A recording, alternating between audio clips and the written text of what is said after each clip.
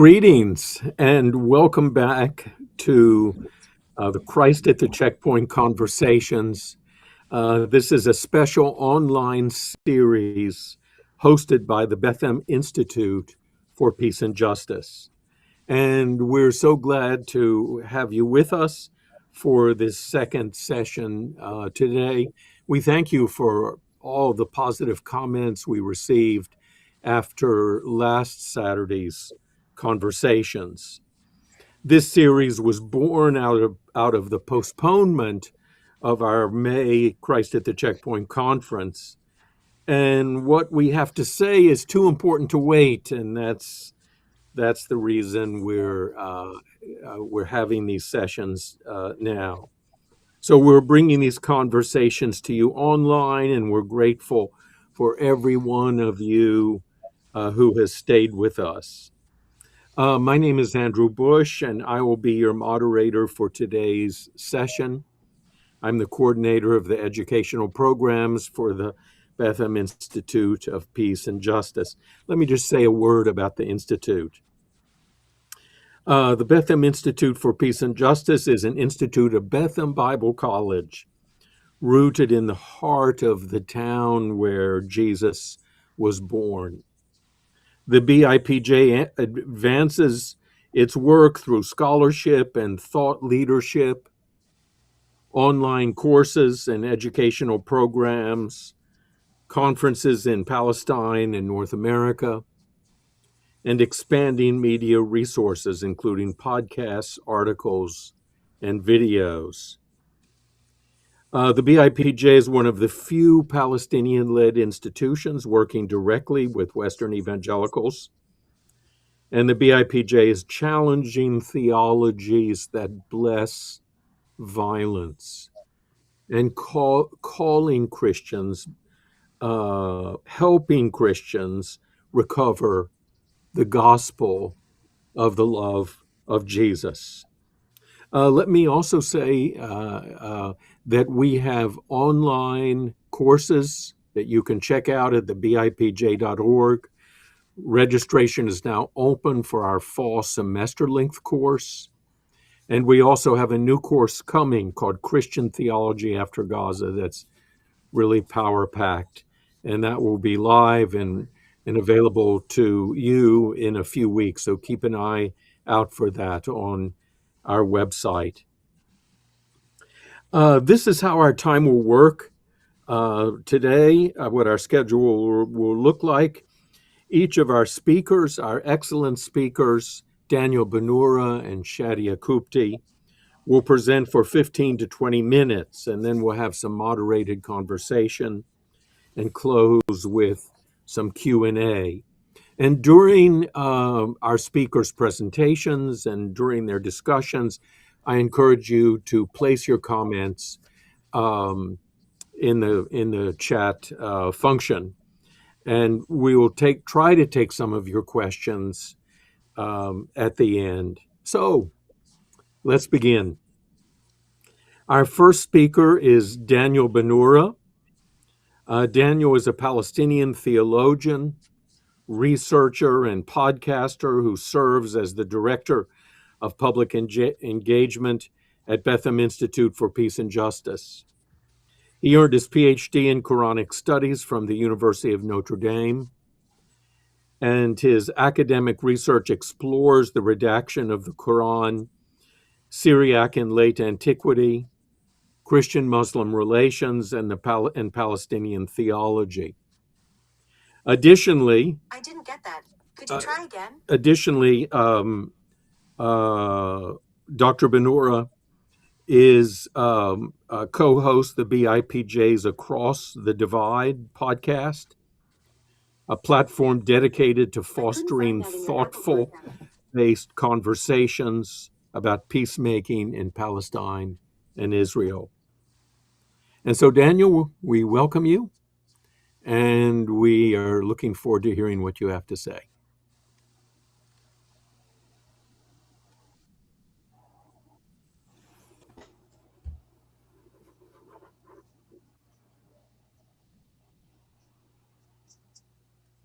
Thank you, Andrew. It's good to be with all of you. Thank you for joining us on this day as we discuss the moment we're in after Gaza and how we think about violence and nonviolence from a Christian perspective. Um, the following notes are from an upcoming book project I have on evangelicalism and violence, something I've been thinking about since the genocide broke out. I'm going to try to make this as non-academic as possible.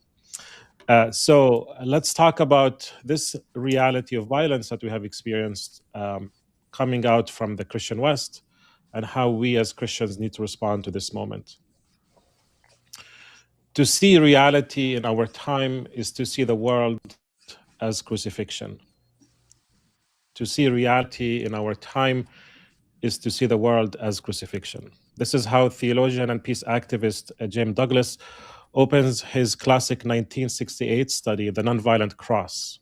The quote here from Douglas suggests that the defining characteristic of our world is systemic violence, suffering, and the ongoing destruction of human dignity.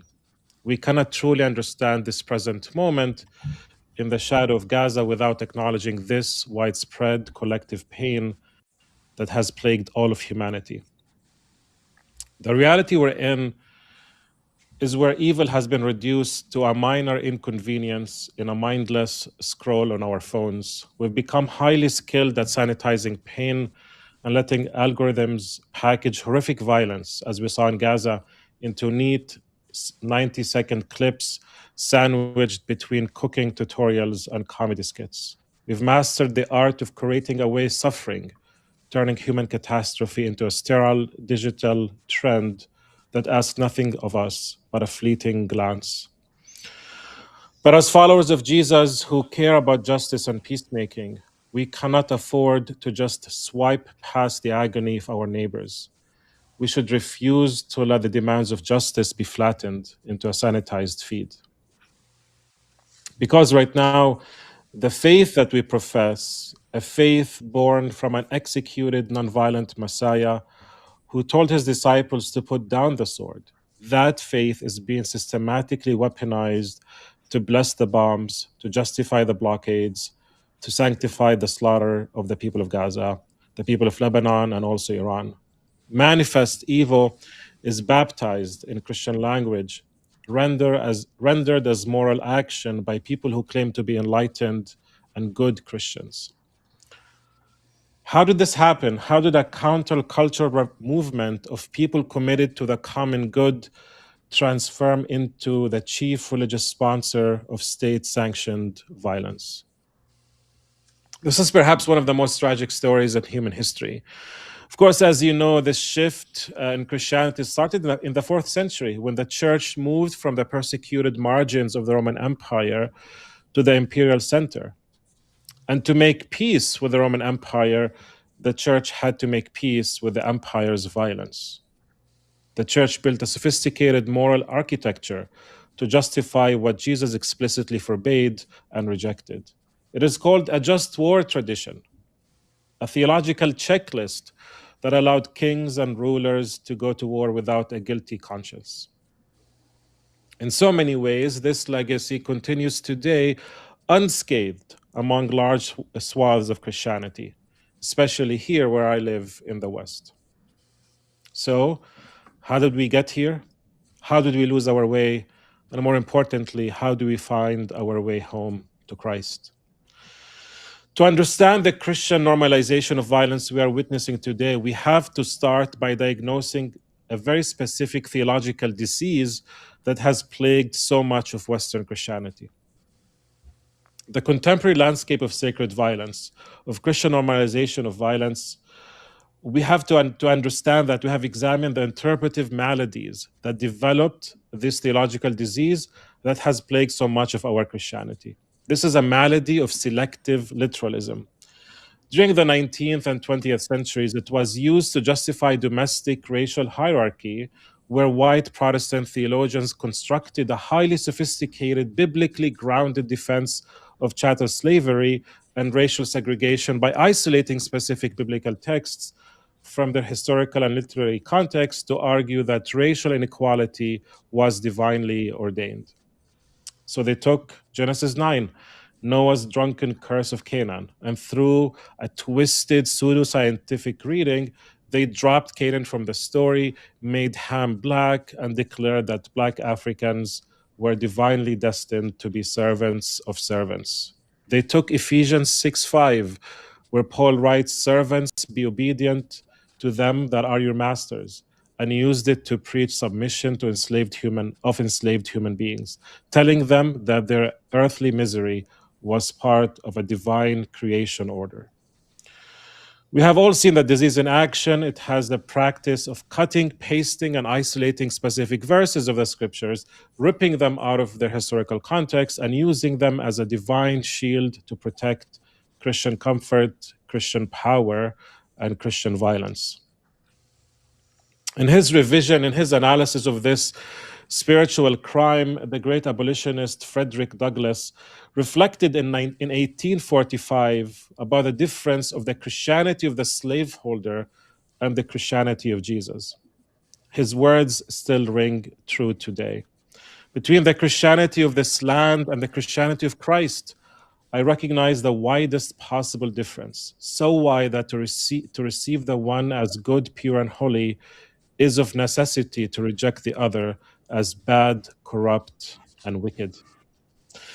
This selective literalism was so powerful, so deeply entrenched that it fractured the American church, leading in 1845 to a major split between Northern and Southern Baptists over whether slaveholders could serve as missionaries. This is literally how the Southern Baptist Convention came to be, because Southern Baptists want to remain as slave owners and be missionaries. And when slavery was finally abolished, did the church repent of this hermeneutic? No. This hermeneutic was repurposed.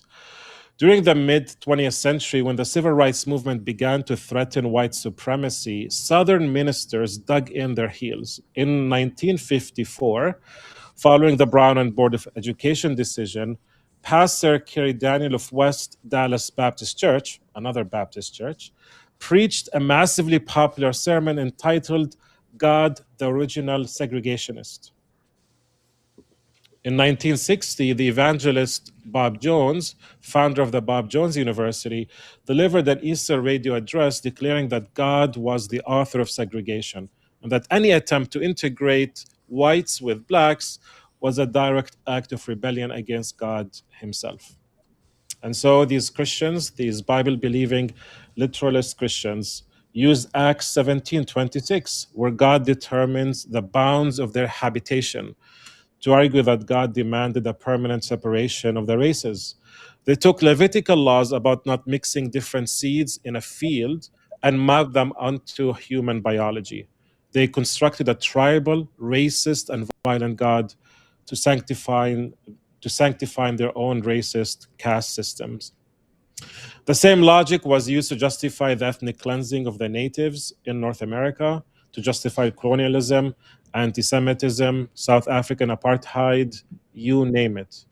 And today, the same exact interpretive template that has used decontextualization and abuse of the text, that has suspended the ethics of Christ himself, has been used to give divine license to dominate others and to justify the genocide in Gaza. From the cotton fields of the American South to the geopolitical realities of the Middle East, Christians have excelled in weaponizing the Bible to abuse and desecrate God's people, God's image and likeness. And today, the most dangerous manifestation of selective literalism is, in fact, Christian Zionism. This theology has become a primary ideological engine driving Western Christian political support for Zionism and for Israel for the last 150 years. It's the Christian scaffolding that has long justified the Nakba, the ethnic cleansing of Palestine, and the enduring oppression of the Palestinians and their dispossession, and more recently, the genocide in Gaza. The devastation in Lebanon and what's happening in Iran continues in the same Christian scaffolding that stokes violence and war. So let's talk about how this worked. Similar to their theological ancestors who justified slavery and anti-Semitism, Christian Zionists hold a same literalist interpretation of Genesis 12, where God's promise of blessing to Abraham now translates into unequivocal, uncritical, and unconditional political and military support for Israel. Likewise, Genesis 15, where God promises Abraham's descendants a land that is stretching from the river of Egypt to the great river, the Euphrates, we now see, as we heard from Mike Huckabee, another Baptist pastor, we see this as sufficient justification for Israel taking over the Middle East. They can have it all, he proclaimed. Under this framework, modern international law, human rights, and the Geneva Conventions are completely irrelevant. Palestinian dignity and humanity are dismissed as inconvenient and irrelevant, as historical accidents that have no bearing on political action.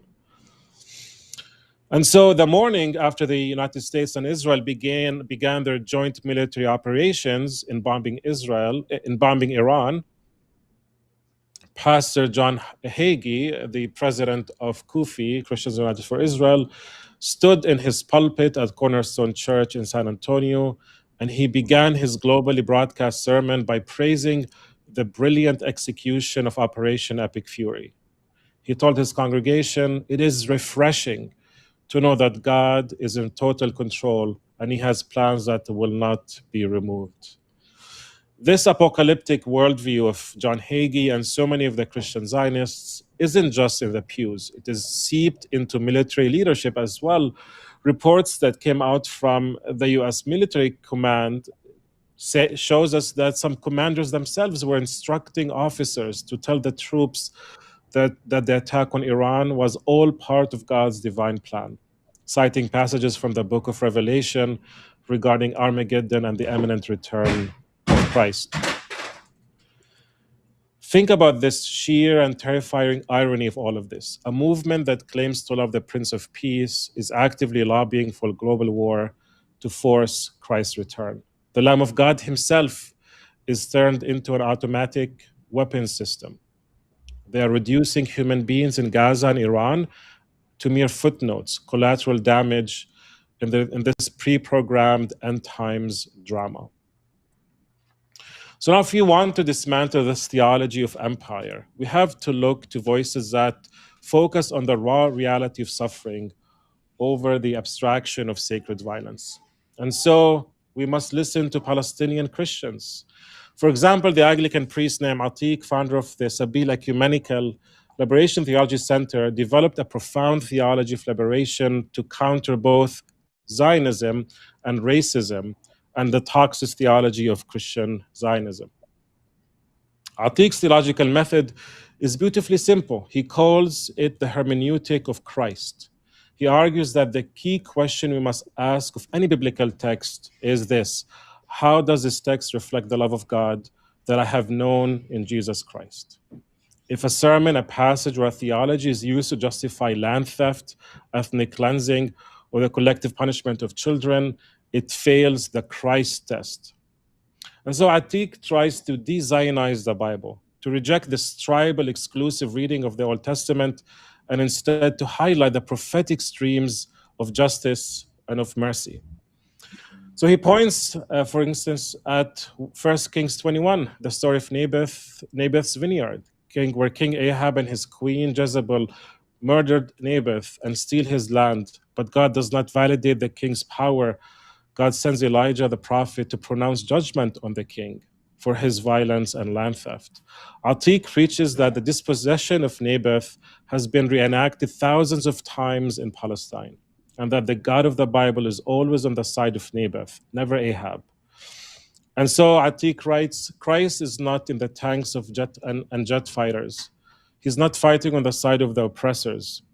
God is in the city of Gaza, in the Jenin camp, and in the old city of Nablus. He's in Ramallah and Bethlehem.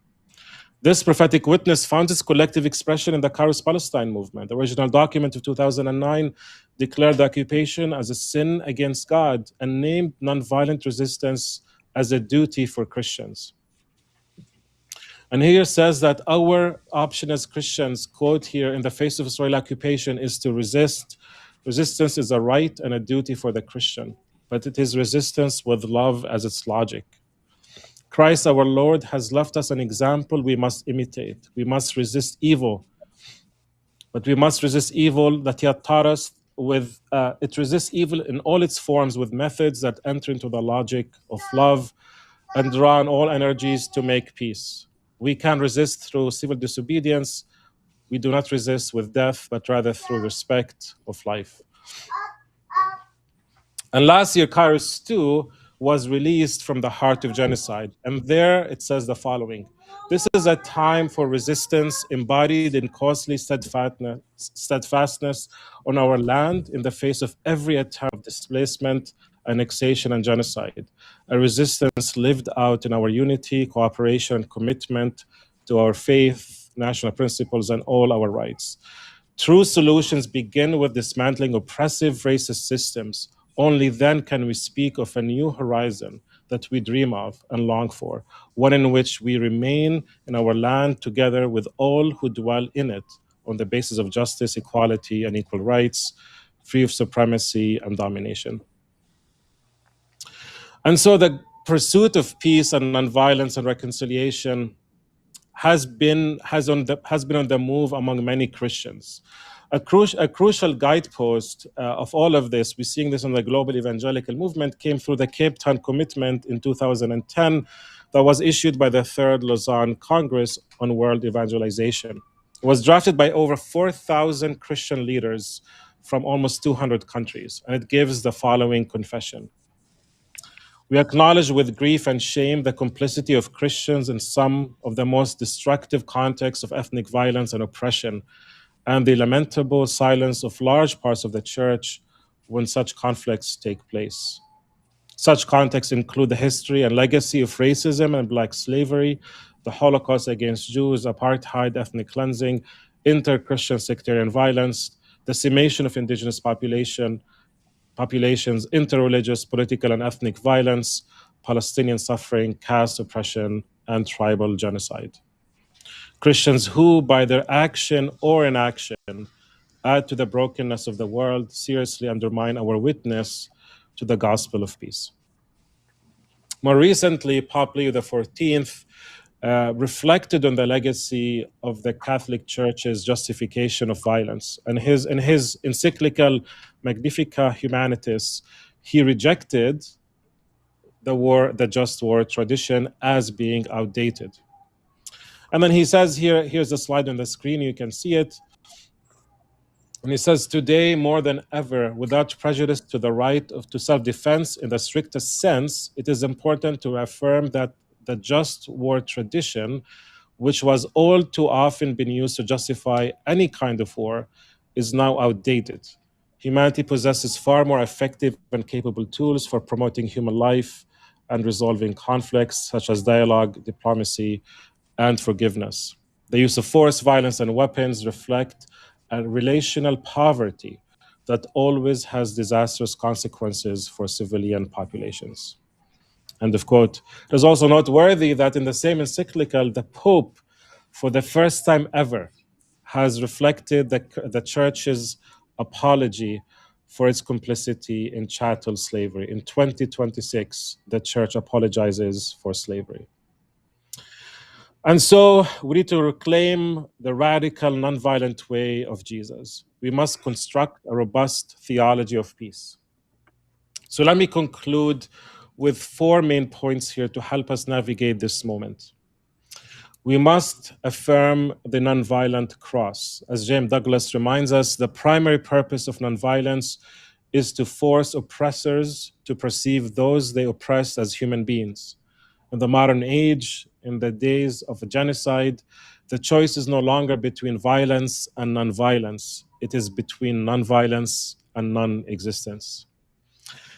Second, we must make our commitment to follow after Jesus is what we call the third way of Jesus. Turning the other cheek, or what is called as nonviolent resistance, is not passivity. It's an assertive act of resistance that forces the aggressor to look at the other as an equal, as one worthy of dignity and freedom and honor. Love of enemies is the ultimate litmus test of authentic faith. It is at the heart of the gospel. because neutrality in a situation of oppression always supports the violent, always supports the status quo. Third, we must reject the calculations of empire. This is the language of Thomas Merton, the Trappist Catholic monk. In his work, he exposed the double standard of utilizing a theology of love to justify the violence of the rich and powerful, while telling the poor to practice meekness. The same language also appears in the Khair document of South Africa that critique the theology of the church.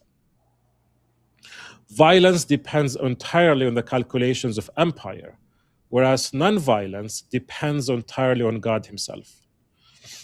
Furthermore, Merton warns that justice-minded activists and Christians who are fighting against the frenzy of activism and overwork themselves, that in itself is also a form of violence that kills our own wisdom and our own love for ourselves and for our neighbors. And last here, we have to keep proclaiming, we have to keep evangelizing Christians we have to keep proclaiming the unarmed Christ. This is a moment for repentance, and this is what we Palestinian Christians have been asking our siblings in the faith.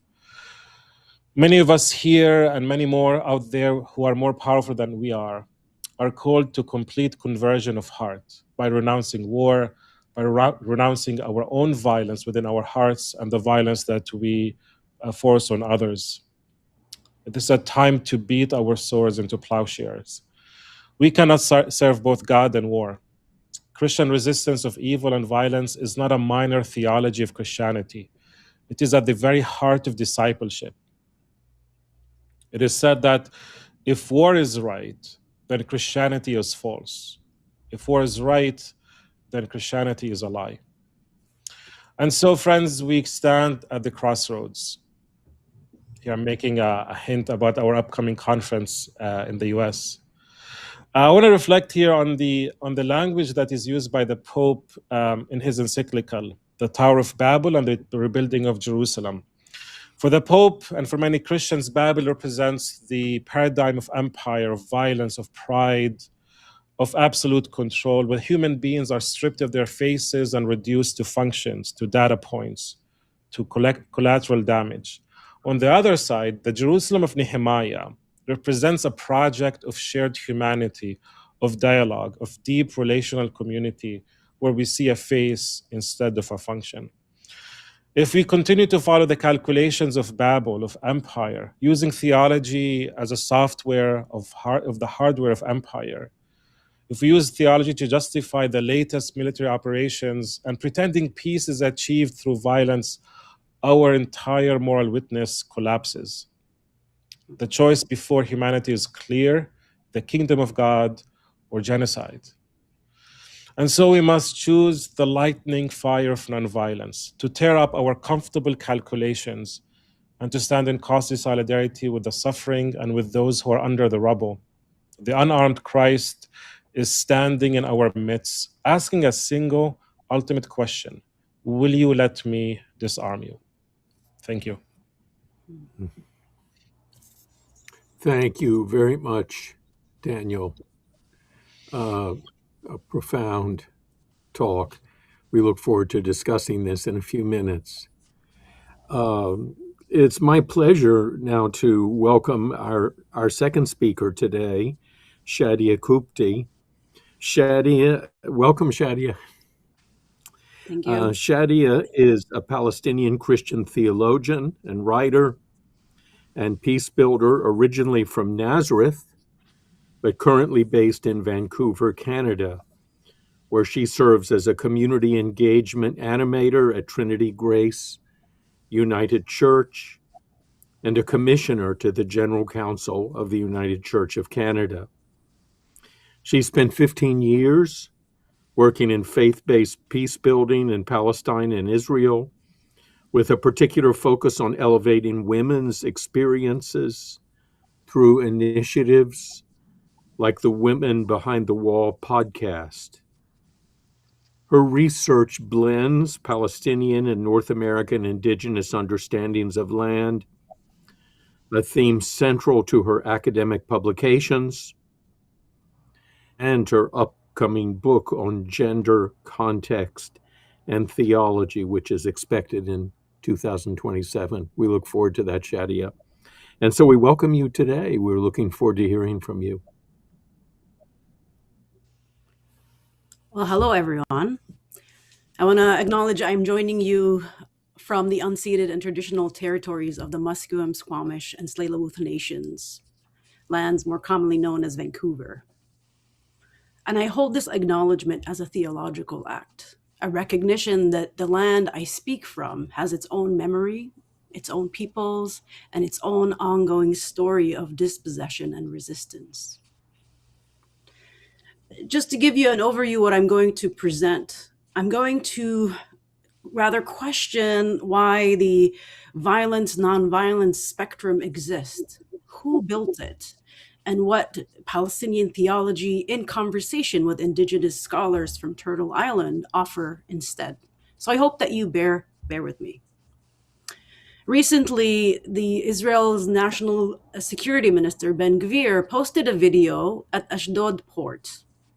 In it, hundreds of international aid activists from the global Sumud flotilla could be seen blindfolded, kneeling on the ground, their hands cuffed behind their backs. Ben-Gvir walked among them. He waved an Israeli flag, welcomed them to Israel, and then he shouted in Hebrew, "Anachnu ba'alei habayit," translated as, "We are the masters of the house."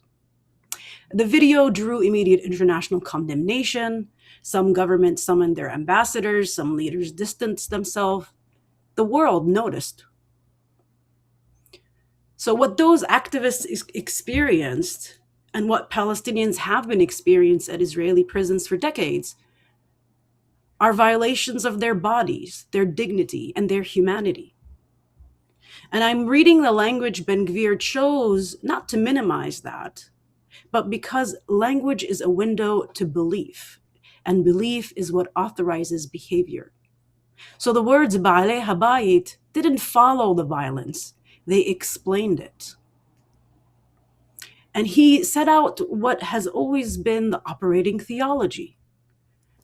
And unfortunately, the world noticed this because Westerners were the ones kneeling on that dock.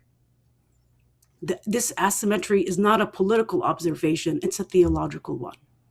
Baal in Hebrew means master, husband, owner, patriarch, the one who holds dominion over the house, over the land, over the body.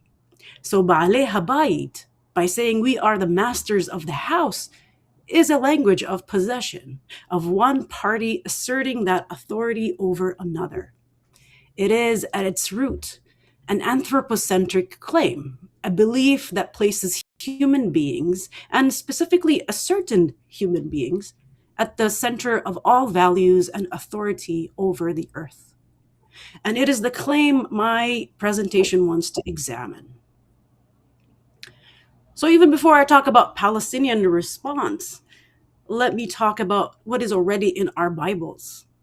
The violence in our scripture runs far deeper and wider than I can name maybe in the next 5 minutes, but let me offer a few, beginning where the Bible begins. The first story after the Garden of Eden is a murder. Cain kills his brother Habil. The ground opens to receive his blood. So God asks, "Where is your brother? Where is your sister? Where are your siblings?" And Cain answers, "Am I my brother's keeper?" This is the question I bring to our conversation. Where are your siblings, church? What have you done? Then we have Noah. God drowns every living creature on earth, every child, every elder, every animal. They're gone. And we call it a story of salvation. And then we have Joshua. God commands the complete destruction of our entire people to give their land to another. An Osage scholar asks us to read the Exodus and any conquest narrative based on one people's liberation is on another's destruction. From the position of the Canaanites, the ones already living on the land, the ones the text says must be destroyed for someone else's promise. For indigenous peoples across the world, this is not an ancient story. It is the story of their own dispossession. We have Samson, who kills thousands as an act of God, and Esther, whose story ends with the mass killing of 75,000 enemies celebrated as divine deliverance. Let's go to the New Testament. In Bethlehem, the very city we are gathered in spirit today, Herod orders the massacre of every infant boy under 2 years old. Herod killed children to protect his dominion. This logic has not changed. We were formed by these stories as children on felt boards in Sunday school, in illustrated Bibles, in the songs we sang. And this formation continues into our theology, our worldview, our frameworks for understanding whose violence is sacred and whose requires explaining. We have been living inside this imagination. Experiencing violence of this magnitude in the last 3 years has placed me and many Palestinians in this existential mode. We question what we know. We question our relationship. We question what has brought us to this moment. And in this time of grief and lament, I find myself pursuing root cause questions before I can even offer any answers. And on the topic of this conversation, this is the question I ask. By whose authority and by what reading of Scripture does conquest become faithfulness, massacre becomes deliverance, and the survival of the occupied become the problem that requires explaining? A recent study in 2019, published in a peer-reviewed scientific journal, estimates that the colonization of the Americas resulted in the death of 56 million indigenous people by the beginning of the 1600s. 90% of pre-Columbian indigenous people at the time constituting 10% of the global population at the time. The death toll was so vast, it altered the Earth's atmosphere. And this was carried out under promised land theology. Each of these histories is distinct, each people irreplaceable by their particularity. Yet the theological logic that authorized their dispossession shares a common root. And we were never taught that. We were never asked to sit with what that means. Why not? Let that sit for a minute.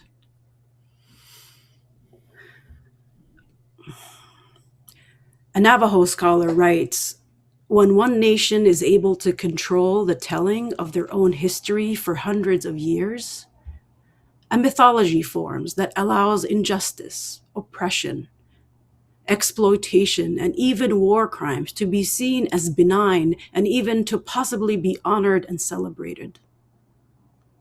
You can hear more from him in conversation with Robert Smith and myself on the podcast Bad Theology Busted that was titled Indigenous Responses to Christian Zionism. An Osage scholar shows how the missionaries who carried promised land theology were never asked whether they were violent or nonviolent. The violent was invisible because it wore the face of love, of progress and civilizing, of God's plan. We cannot separate the missionary from the soldier when they both serve the same project of erasure. A Kitawa Cherokee scholar draws the line from there to here, to the now. He argues that the modern state of Israel was founded by a 19th century European political movement that borrowed ancient religious symbols for modern political goals. The same logic that once called itself manifest destiny are today implicated in the consequences through their uncritical acceptance of Christian Zionist logic. Friends, this framework, it's far from neutral, was built by those who held power to sanctify their own violence and interrogate everyone else's. Palestinian Christians are being asked to locate themselves within it. But we have always theologized from somewhere else entirely. And I think it's only fitting to name another structure happening right now. The burden of explanation falls on the wounded. This isn't a neutral educational exchange. It's a continuation of the same logic by other means. So questioning the structure is my way of protesting in my current state of, call it, existential spiral.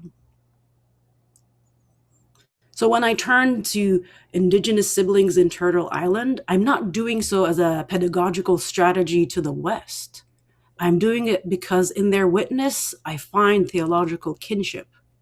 People who have survived their colonial framework, built on the weaponization of scripture, the demand to locate themselves within someone else's categories, and who have held onto something colonial frameworks couldn't reach. This is sustenance for me and for my community. In their witness, I find that the starting point that has always grounded my Palestinian theology, not a category, not a spectrum, but a location, this ground, this body, this land. It asks, who is God with under occupation? If Jesus were in Gaza right now, where would he be? Kairos Palestine names this as a moment of truth, calling the global church to decide whether it will see what God sees. Sumud carries something deeper than the English translation of steadfastness. It's the love of life that refuses to be extinguished. It's planting olive trees knowing that they may be bulldozed. It is gathering to theologize, to pray, to teach children, to continue to exist on the land as an act that is simultaneously ordinary and profoundly defiant. Sumud is prior to the violence, nonviolence question. In God is Red, Vine Deloria Jr. writes, quote, "The future of humankind lies waiting for those who will come to understand their lives and take up their responsibilities to all living things," unquote. His foundational critique is that the church, in its alliance with power, placed human history in the center of all meaning, severing the relationship between people and the land they inhabit. By reclaiming a single timeless truth that transcends place and the particular, it rationalized centuries of conquest. Randy Woodley writes in Shalom and the Community of Creation of what he calls the harmony way. A theological vision of right relationship is not organized around human power categories or human binaries. Shalom, in his reading, is the flourishing of all creation, human and more than human, land and water and living things held together in mutual responsibility and kinship. The question this framework asks, are you in right relationship with your neighbor, with the stranger, with your brother, your sister, your siblings, and the land beneath your feet, and the living world that holds you? This is the movement from an anthropocentric framework, which asks only what human power permits or prohibits, to a framework of mutual kinship and accountability.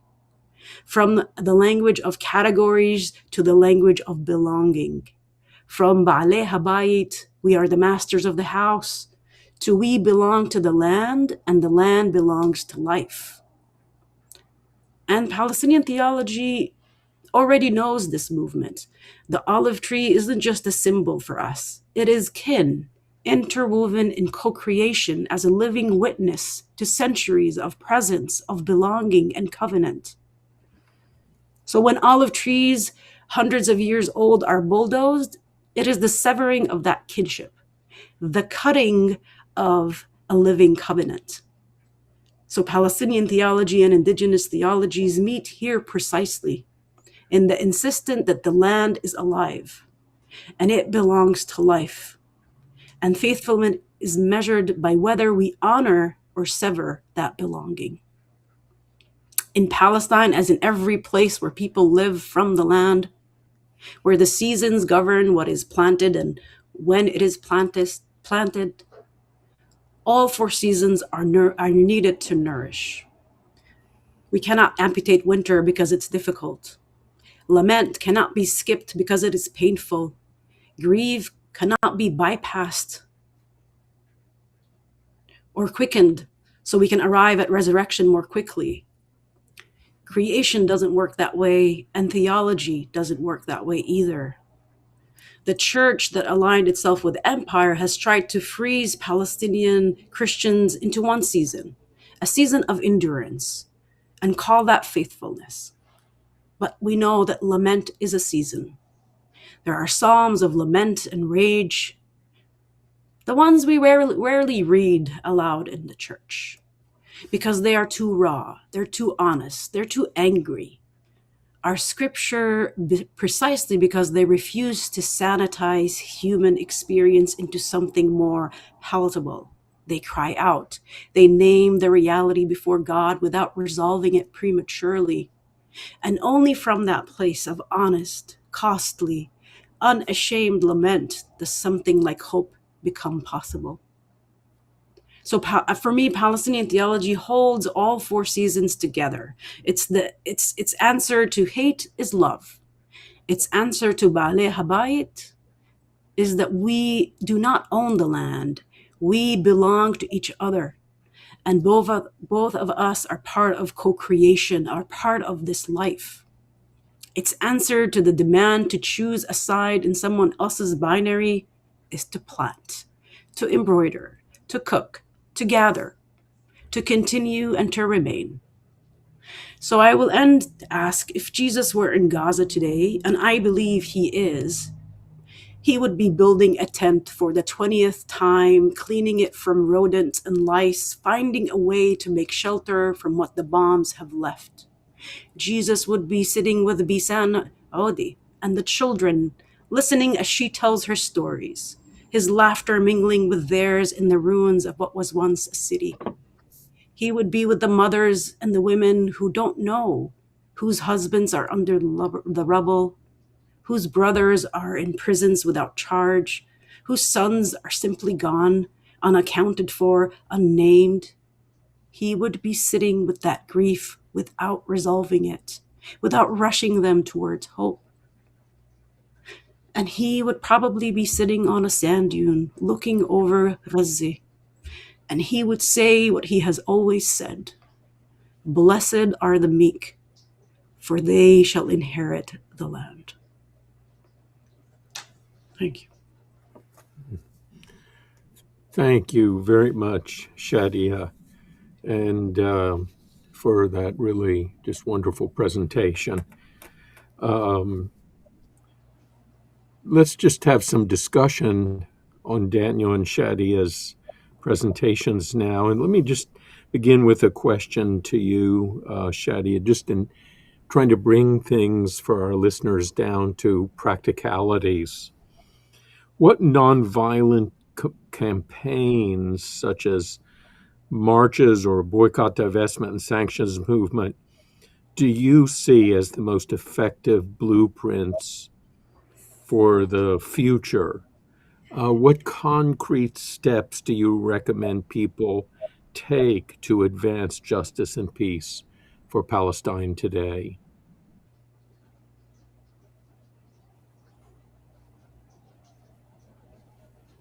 For you, Shadia. Oh, for me, sorry. Yeah.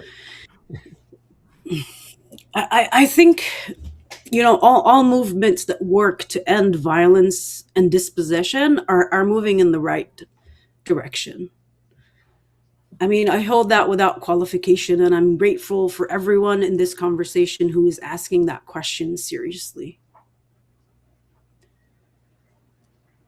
I mean, also I want to sit with that question because, I know this is to generate discussion, but it's asking me as a Palestinian Christian to prescribe the steps and recommend the path. And I want to be honest that We are also in a time of grief and lament, in an existential spiral this genocide has placed me in. I feel less equipped to offer blueprints and more drawn to asking root cause questions. I'm not trying to evade this, but I'm just also acknowledging where I actually am. Um, and I mean, so let me answer from this location. I think what has sustained Palestinian life is not just a campaign strategy. It's our sumud, right? It's the love of life itself that refuses to be extinguished.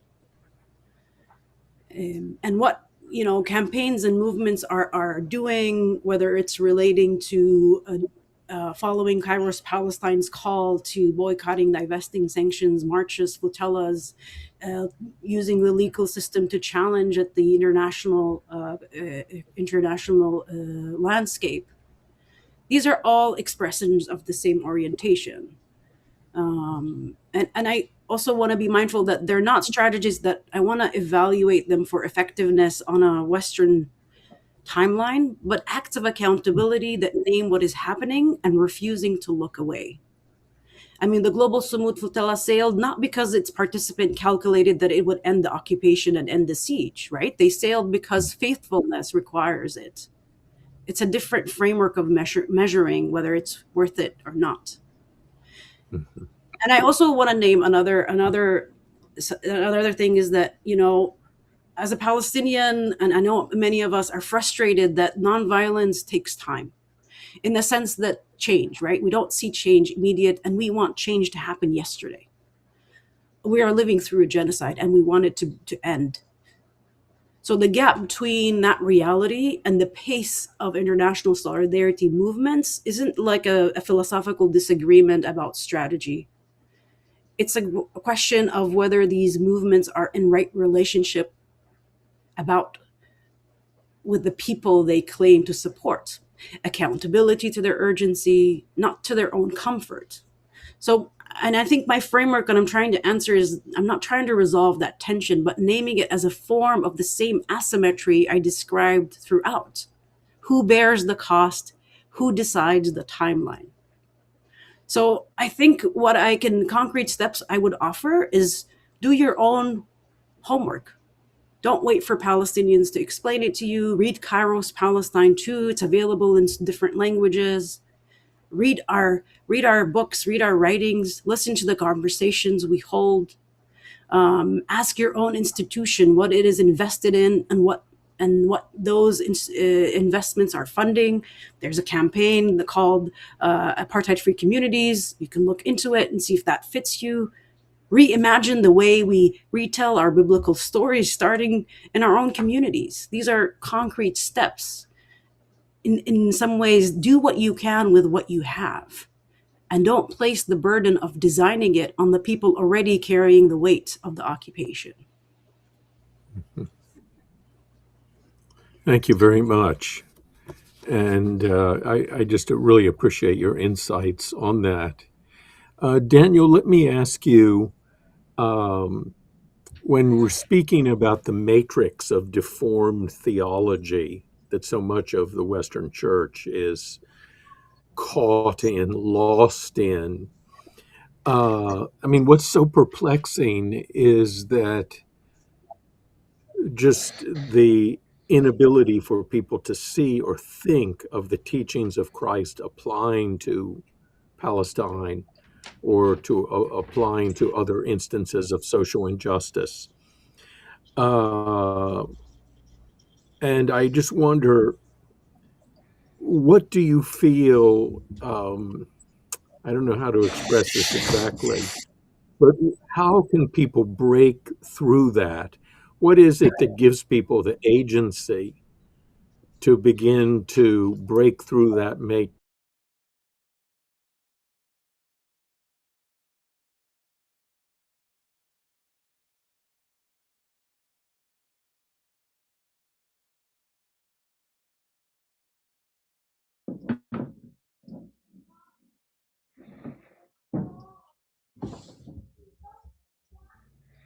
Sorry, I was disconnected.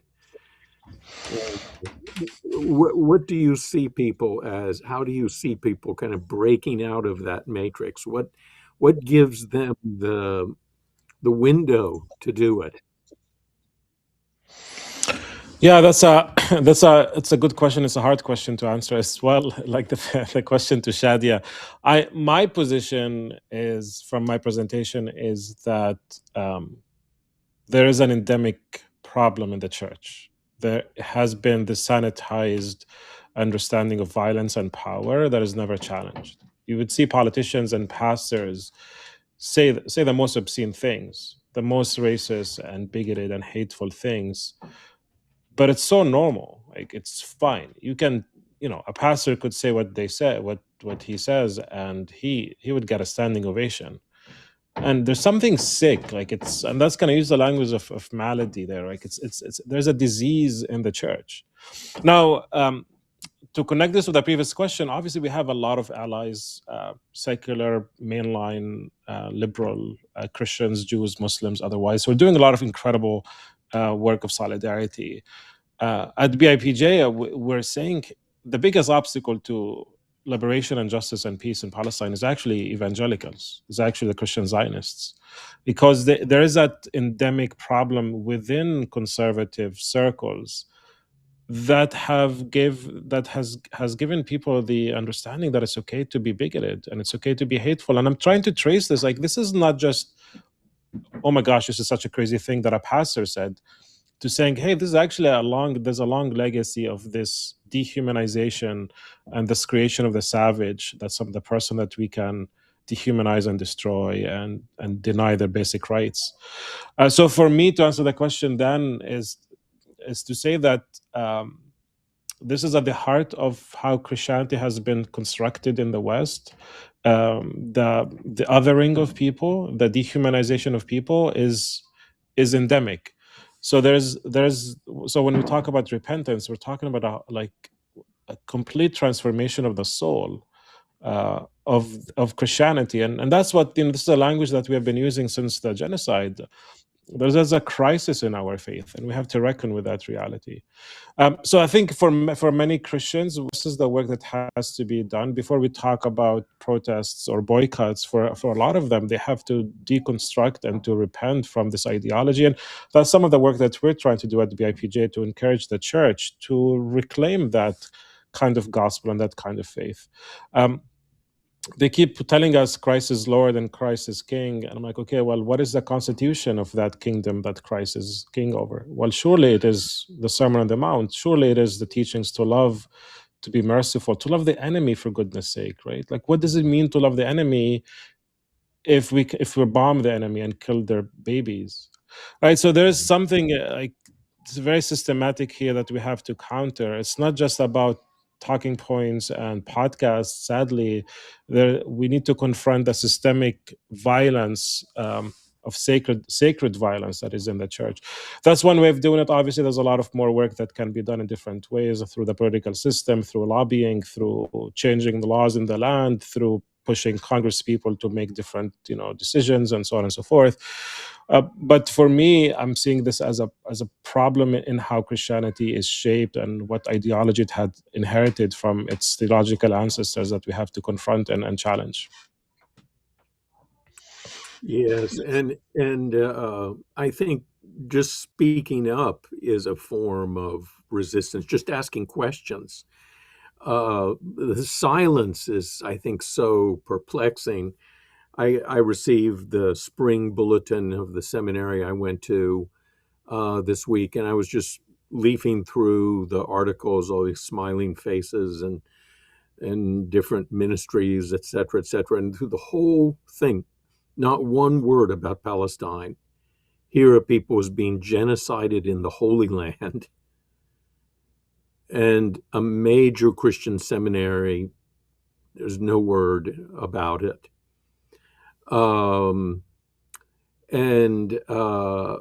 So I think wherever people are, just to ask a question, who are the Palestinian people? How are we supporting them? How can we love them? Is important. Does that resonate with you? The question, like the challenging people with questions, the Yes. simple questions like this, for sure. I mean, there are a lot of tactics that could be used, and um, I host a podcast, and I keep hearing from people that they share the podcast with their friends, and a lot of them ask their friends, "Hey, what about this? What about Palestinian Christians?" There's been this kind of emphasis on the Palestinian Christian as a tactic that has been used by many Christians to highlight, "Hey, you know, Muslims are dying, but what about the Christians?" So there's that tactic works, and I see how it's effective. I think it's problematic in many ways, but yeah, for sure. I think sadly there's a lot of ignorance. There's a lot of bigotry that it's part of a long legacy of the American war on terrorism and a long legacy of endemic Islamophobia and bigotry and hatred towards Muslims, towards Arabs, and that follows a long legacy of anti-Semitism, hatred of Jews, hatred of, I don't know, Catholic Italians and Catholic Irish people who came to the US and were seen as a threat to the Protestant, to the WASP culture of America. So there's a lot of that is so implicit in and assumed in culture that we have to tackle. Yeah. So yes, conversations, videos, social media, Bible studies. There's so many effective ways that people can do it. But also, I was reflecting on Thomas Merton's comment also that we also have to recognize our own limitations in these kind of conversations and how these conversations could be exhausting, and where community and where fellowship has to come in as well as a place of nurture and strength and joy for those who resist those systems. So that also has to happen. There's action that we can do. Obviously, all of us are called to action, but also we need to complement that with contemplation and community that is really essential for this moment too. Very good. Thank you, Daniel. Let me ask both of you a question. I mean, this is something that is just always comes up, and the mention of the different instances of the use of force that Shadia you mentioned in the scriptures. It sort of plays into this question. Often speaking on behalf of the Palestinian people, the violence of Hamas, the tragedy that occurred with massacre of Jewish people by Hamas is the first thing that's brought up as a justification for Israel's violence. And how do you respond to that?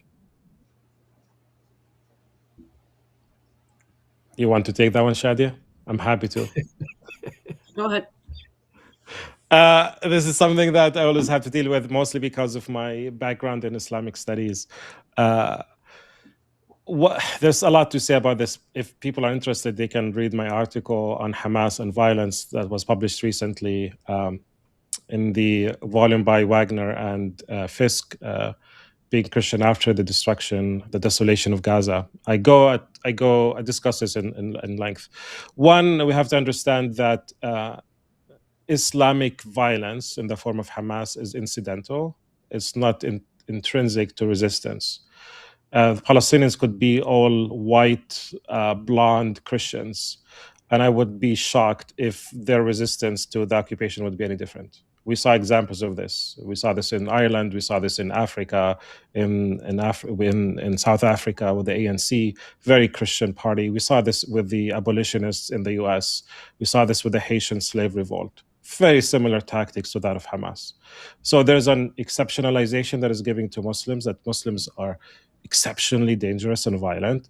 If you spend any time understanding contexts and what is called structural violence, what Hamas did is a product of only a repetition of other examples of violence by oppressed people. And there's so many examples of this in history, all the way back to the slave revolts of the Roman Empire, to Jewish revolts in the Roman Empire, all the way to abolitionism and desegregation, and responses to anti-Semitism in Europe too. So not to excuse violence, or not to excuse any dehumanization or any denial of God's dignity and humanity that is given to each person, including especially Jewish people and especially Palestinian people. But there's context for violence. Violence does not happen in a vacuum. And for us to essentialize Palestinian violence as unique is a problem. So we have to tackle that as well. We have to understand the conditions, the material conditions, and also ideological conditions to lead to such action. by Hamas. Fundamentally, what is the purpose of the question? I think that's, for me, is the essential question here. Okay, so let's say Hamas's violence is inexcusable and unjustifiable and evil, right? Okay, what are we doing? How are we making sure that such violence will not occur? But also, what are we saying about the systemic violence that the Palestinians have been facing? Should Palestinians roll over and normalize their own suffering? Should they be beaten up and kicked and being attacked every day and not doing what we expect from the Palestinians? Is this what we expect from Israeli violence that has become so normal and passé for so many people? So if the question is leading us to solutions and to justice and peacemaking, I welcome them. If these questions are coming from a place of essentializing and dehumanizing Palestinians and their narrative and their struggle, then we have to tackle the prejudice and frankly, the Islamophobia and bigotry that is embedded in those kind of questions. Shadia, you want to add something? Thank you, Daniel. You want to add something to that, Shadia? Yeah, I think this question is an illustration of the argument I was trying to make in my presentation. That, again, the question that I asked is, by whose authority and by what reading of Scripture does conquest become faithfulness, massacre becomes deliverance, and the survival of the occupied become the problem that requires explaining? And this question applies here as well. So when Hamas violence is invoked as justification for Israeli conduct, we are watching this framework operate in real time.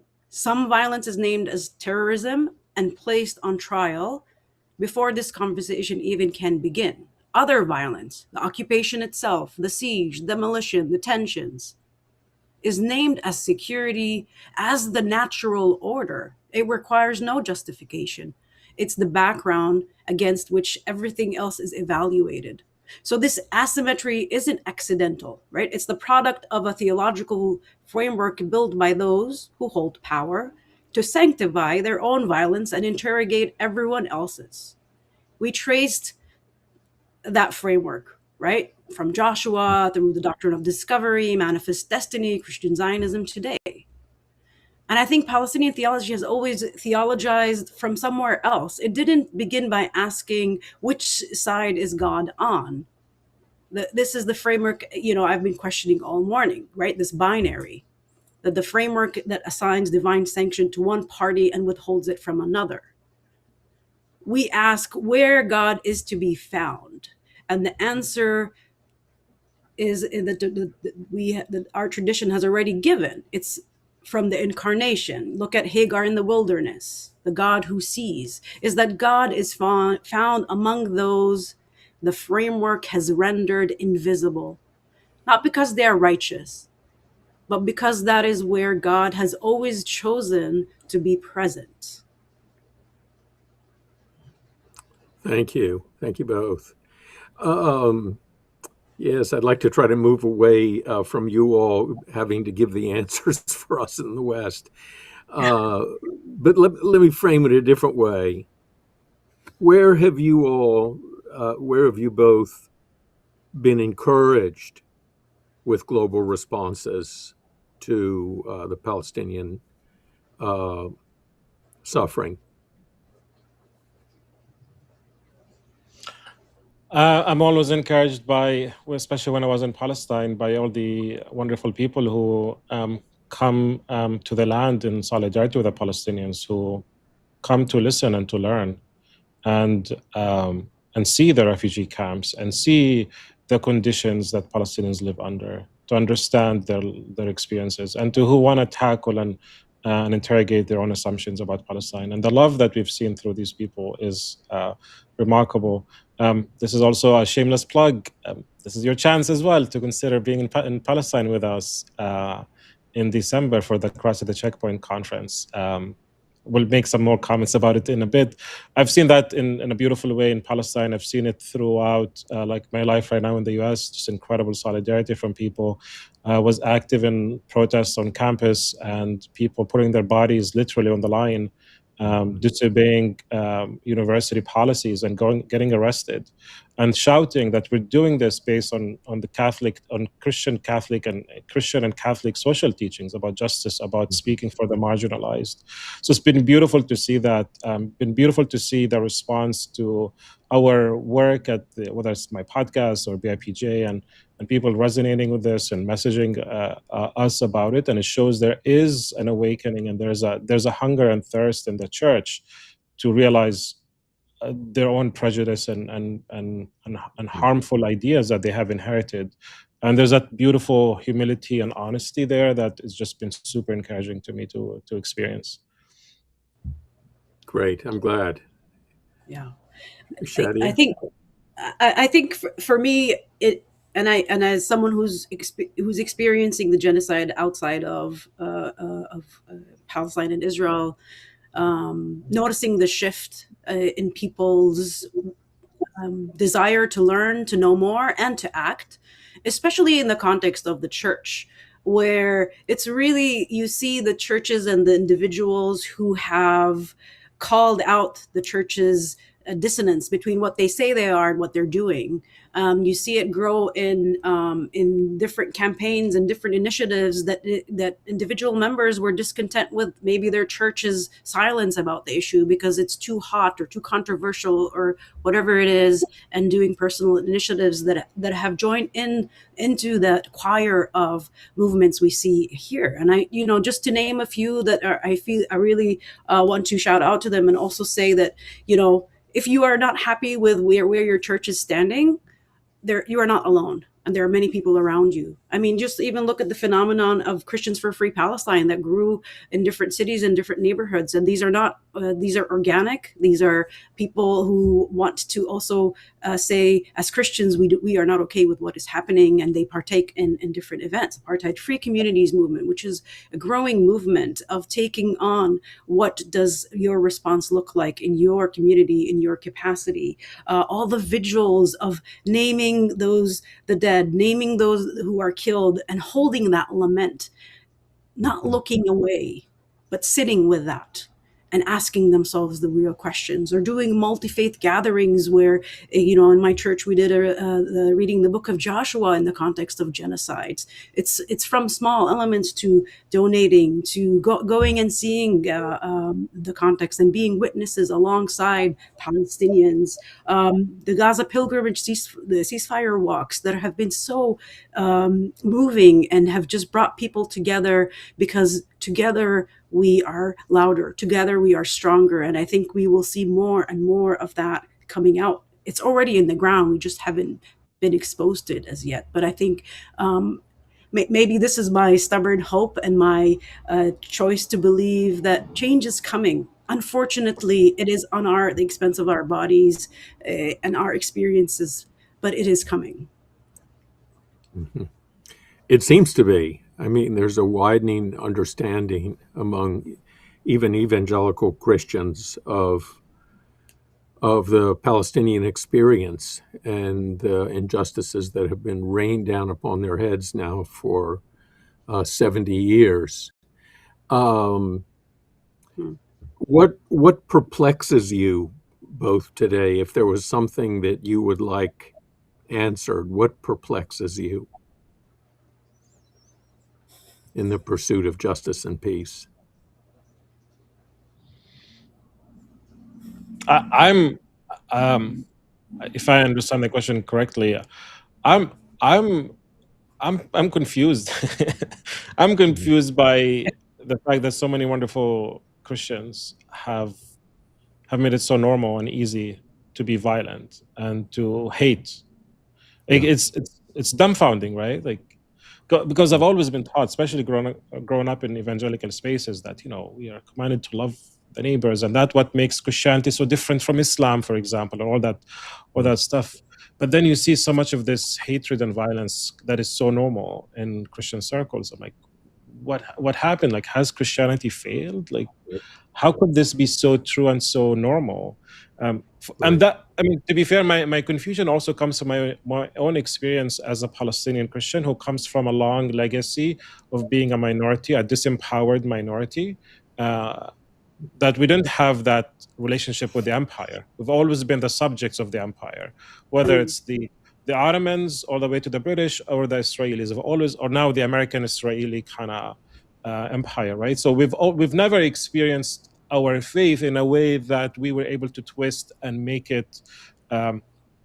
Make peace with empire and with the violence of empire. We never tried to do that, at least as Palestinian Christians and also as Arab Christians in general. So I think maybe that kind of is that's I think why the Palestinian Christian voice is so important in this moment, because so many of our siblings in the West have been drinking the Kool-Aid, that from that water of that powerful Christianity for a very long time, that they're not been able to disentangle it, right? It's like being a fish in water. That's all you drink. Right. That's all you breathe. So that's been very confusing to us as Palestinian Christians, and maybe that also explains why there's so much positive response to what we're saying, because what we're saying, it's so basic. Like all we're saying is like, hey guys, let's read Matthew 5 and 6 and 7 and apply it. Like this should be the baseline Christianity. We're not saying anything radical here. But it's so sad that is understood to be radical. But why, right? It shouldn't be radical. So there's something like is really confusing and heartbreaking about this condition we're in. When you see so many wonderful, kind, and ethicists and theologians and pastors, I'm like, these people are lovely, but how come they are so entrenched in this ideology? But from my journeys and learning from Black and African Americans, so many wonderful Christians, Bible believing Christians who go to church on Sundays, didn't have a problem having enslaved people, or believing in segregation and so on and so forth, or anti-Semitism. It's just so normal to be anti-Semitic, to be a Christian. So it's so odd to me, like, and that's what I'm trying to say. Like, this is not an emergent phenomenon in Christianity. There's always this enemy that we've created, whether it's Jews or Blacks or Palestinians, and there's always a reason to justify hating those people. It's always, there's always something endemic, and there's that concept in Islamophobia. This is also from the work I'm doing of racialization, right? That the Muslim is always understood to have this endemic quality of being violent and bad, right? So even though Islam is not a race, there's this racialization that they have these qualities that they cannot escape, right? And that's the thing, that Palestinians are always racialized as this people who do not deserve dignity, who are inherently violent, who are always very scary, right? And that racialization is very common. And you always, like I said before, you always have that savage in the Western imagination. So that's kind of been the most heartbreaking thing for me, to come to a realization of how much of a problem this is in Christianity, and especially among evangelicals. I've been struck from my research, like, so many Baptists are like at the forefronts of racism and segregation, and even as anti-Semitism, also, as we're seeing today, of anti-Palestinian bigotry. It's just a heartbreaking reality for sure. Yeah, thank you. What's perplexing you, Shadia?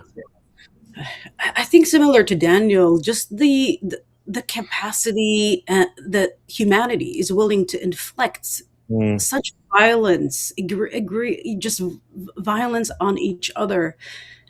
It's a really, lack of better words, it's very disheartening to see how much violence can come out of us, right? Because we hold that, and we are capable of doing it. And I'm very angry at that, and I'm trying to lament it and grieve it at the same time, but also withholding it, because we need to stop the violence. This is our priority.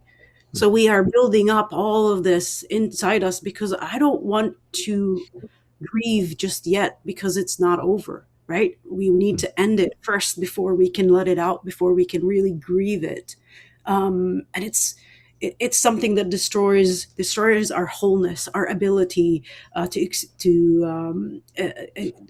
our ability to function in a normal sense. And I use the analogy of like this emotional jet lag, that we're constantly navigating different realities at all times, especially those in the diaspora, because we are living a full life where we are outside of our homes, but our hearts and our thoughts are with our family and relatives and people in Gaza and the West Bank and everywhere there.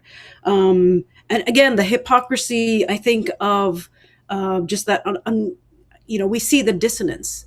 Look how much outrage the church had when a statue of Jesus was vandalized by Israeli soldiers, as opposed to the thousands of Palestinians being killed. Like, it's just disproportionate that what we hold sacred, what can be more Yes. sacred than human life. And I think another thing that really hurts me right now is also, where are we heading? What does the future look for us? What is, can we reimagine a future that doesn't collapse this heavy cost that we are paying? What would be the way forward here that doesn't sanitize all these precious lives that we have only been exposed to the tip of it? Yes. There's so much more I would like to ask because this is such a great conversation. But here we have a question from Emily, and she asks, "What can we do? How do we explain the double standard, which is so obvious with Palestinians as compared to apartheid South Africa?" In other words, I understand the question meaning, why is it that people now so completely condemn apartheid in South Africa, but not in Palestine? Yeah, I've been reading up on this. I was reading some of the writings of missionaries in South Africa and their attitudes to apartheid, and it's appalling. Many of them were just so inconvenienced by apartheid, not because of like how racist and evil it is. It's because it made it hard for them to evangelize. They had to travel to certain areas where they didn't want to go. Like they're just inconvenienced by apartheid because so it's just like something really like strange in that. But also to Emily's point, honestly, Emily, I don't know if you know this. Apartheid began. I know there's a South African. We have South African friends here in the chat. South African apartheid began in 1948, and do you know when the U.S. started pushing against apartheid, like through laws, in the late 80s? It's like 40 years. The U.S. had no problem with apartheid. Let that sink in, right? I think what's happening in like the Palestinian story is very similar. Incidentally, it all began in 48. It's a different story, though.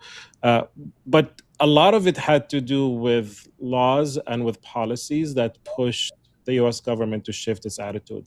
There's a shift that is happening here. And my point about this, Emily, is that from my understanding of Christian history and evangelical and Christian complicity and racism and bigotry, that's only going to change whenever the laws in the land change.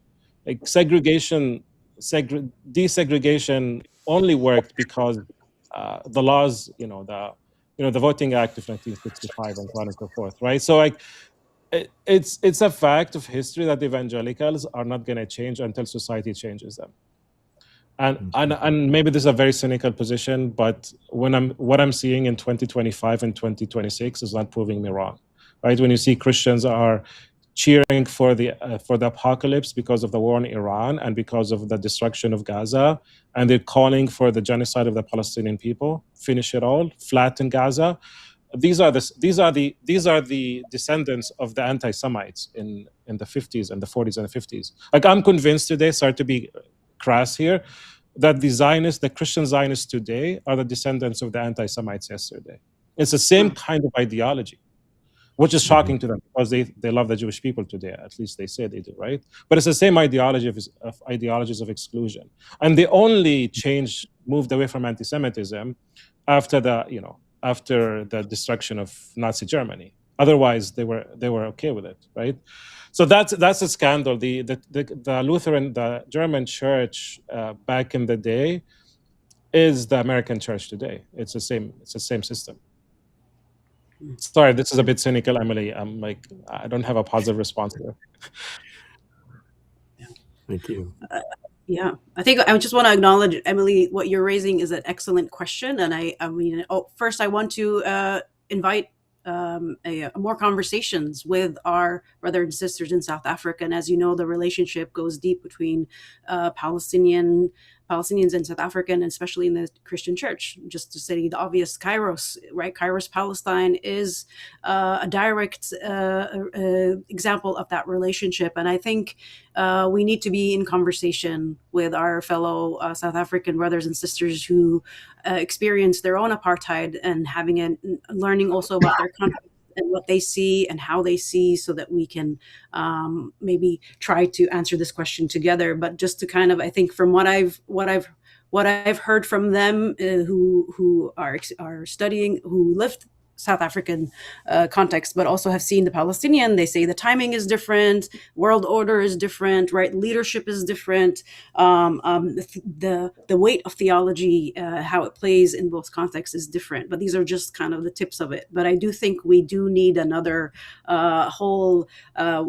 This conference even to try to talk about the South African apartheid and the Palestinian context, as well as the way forward. I mean, truth and reconciliation, and what can be learned from that process, and how to achieve liberation in that context as well. I think I've seen a few webinars that are taking place in these conversations that have already. Also, last year, South Africa celebrated 40 years anniversary since their own Kairos document, and had the privilege to celebrate with them, but also be in relationship with them. And I think that's the most important: is we cannot answer these questions alone, and we need to be in relationship.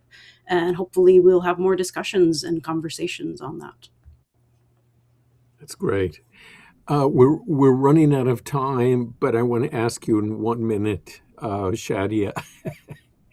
I lived for many years just adjacent to the Pueblo Indian Pueblo in Taos, New Mexico, and just had very dear friends at the Pueblo, and have a deep love for the Native American peoples, First Nations peoples in Canada. As a Palestinian, and let me also say, in the elections this last week, Deb Haaland won the Democratic primary for governor in New Mexico. She will be the first Native American governor in the United States come next November. So let's get ready for that one. But I wanted just to ask you, as a Palestinian moving into a context of First Nation people, what did that mean to you? You know, I in my research, I came by many books by Christians who went to the West Bank, whether they are based in Canada or the U.S., and they had what they call the settler realization moment, seeing the apartheid in West Bank, especially in their different journeys, help them see themselves as settlers in their own context. And if I can say the reverse, coming here, right? And as a Palestinian, you think that the myth about the West is that it's right. We come because we think it's better here. On an individual basis, I agree, but there are also structures that are still very much unequal, especially towards the indigenous peoples of these lands. So one of the things that I'm still grappling with, right, is that I am here because settler colonialism is there, but I'm here on also stolen lands. And there is also a history of settler colonialism here. And I think, to be really honest, holding these two tensions at the same time, right? How do I do solidarity and advocacy for Palestine on stolen lands? And again, it's something that I don't do alone. I do it in relationship. There are a lot of indigenous peoples who are also in the marches and in the churches, also advocating for liberation, because the root causes, right, the intersectionality of seeing these injustices, it's the same. And that's why many people, when they march, they say no one is free until Palestine is free, right? There is that understanding that we are all battling and channeling the same root causes of the world we live in. Thank you very much, Shadia. I wish we could have another hour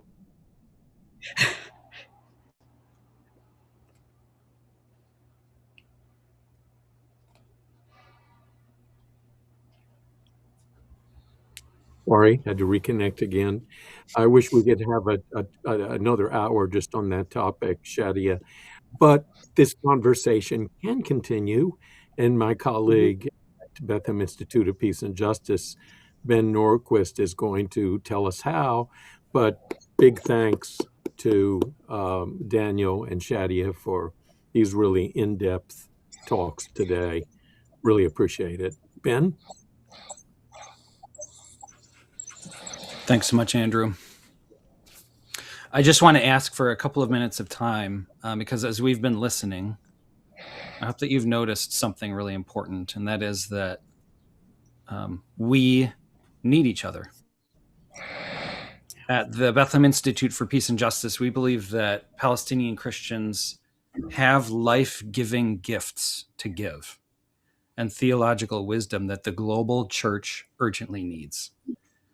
And that's why the Bethlehem Institute is working toward a world where Palestinians, along with everyone else in the region, are free and where their dignity is recognized. But also a world where the Western church has been unmade and remade on the template of Jesus. And for all of that to happen, we actually need each other. That's what the Bethlehem Institute for Peace and Justice is here for. So towards that end, in the months ahead, we're expanding the very work that you have been experiencing a little bit of this morning through courses and podcasts and publications. And actually, as we speak right now, through the launch of a brand new initiative to invest in the next generation of Palestinian Christian theologians and leaders and thinkers and teachers to give them a global platform through the Bethlehem Institute. And for all of that work, we actually need you. So we are here inviting you and asking if you would consider partnering with us, with the Bethlehem Institute for Peace and Justice on this work. Partner with us financially. It will help us to amplify Palestinian Christian voices at a time when they are needed more than ever. So I invite you to pitch in. Across the bottom of the screen, you'll see some instructions. There is a QR code.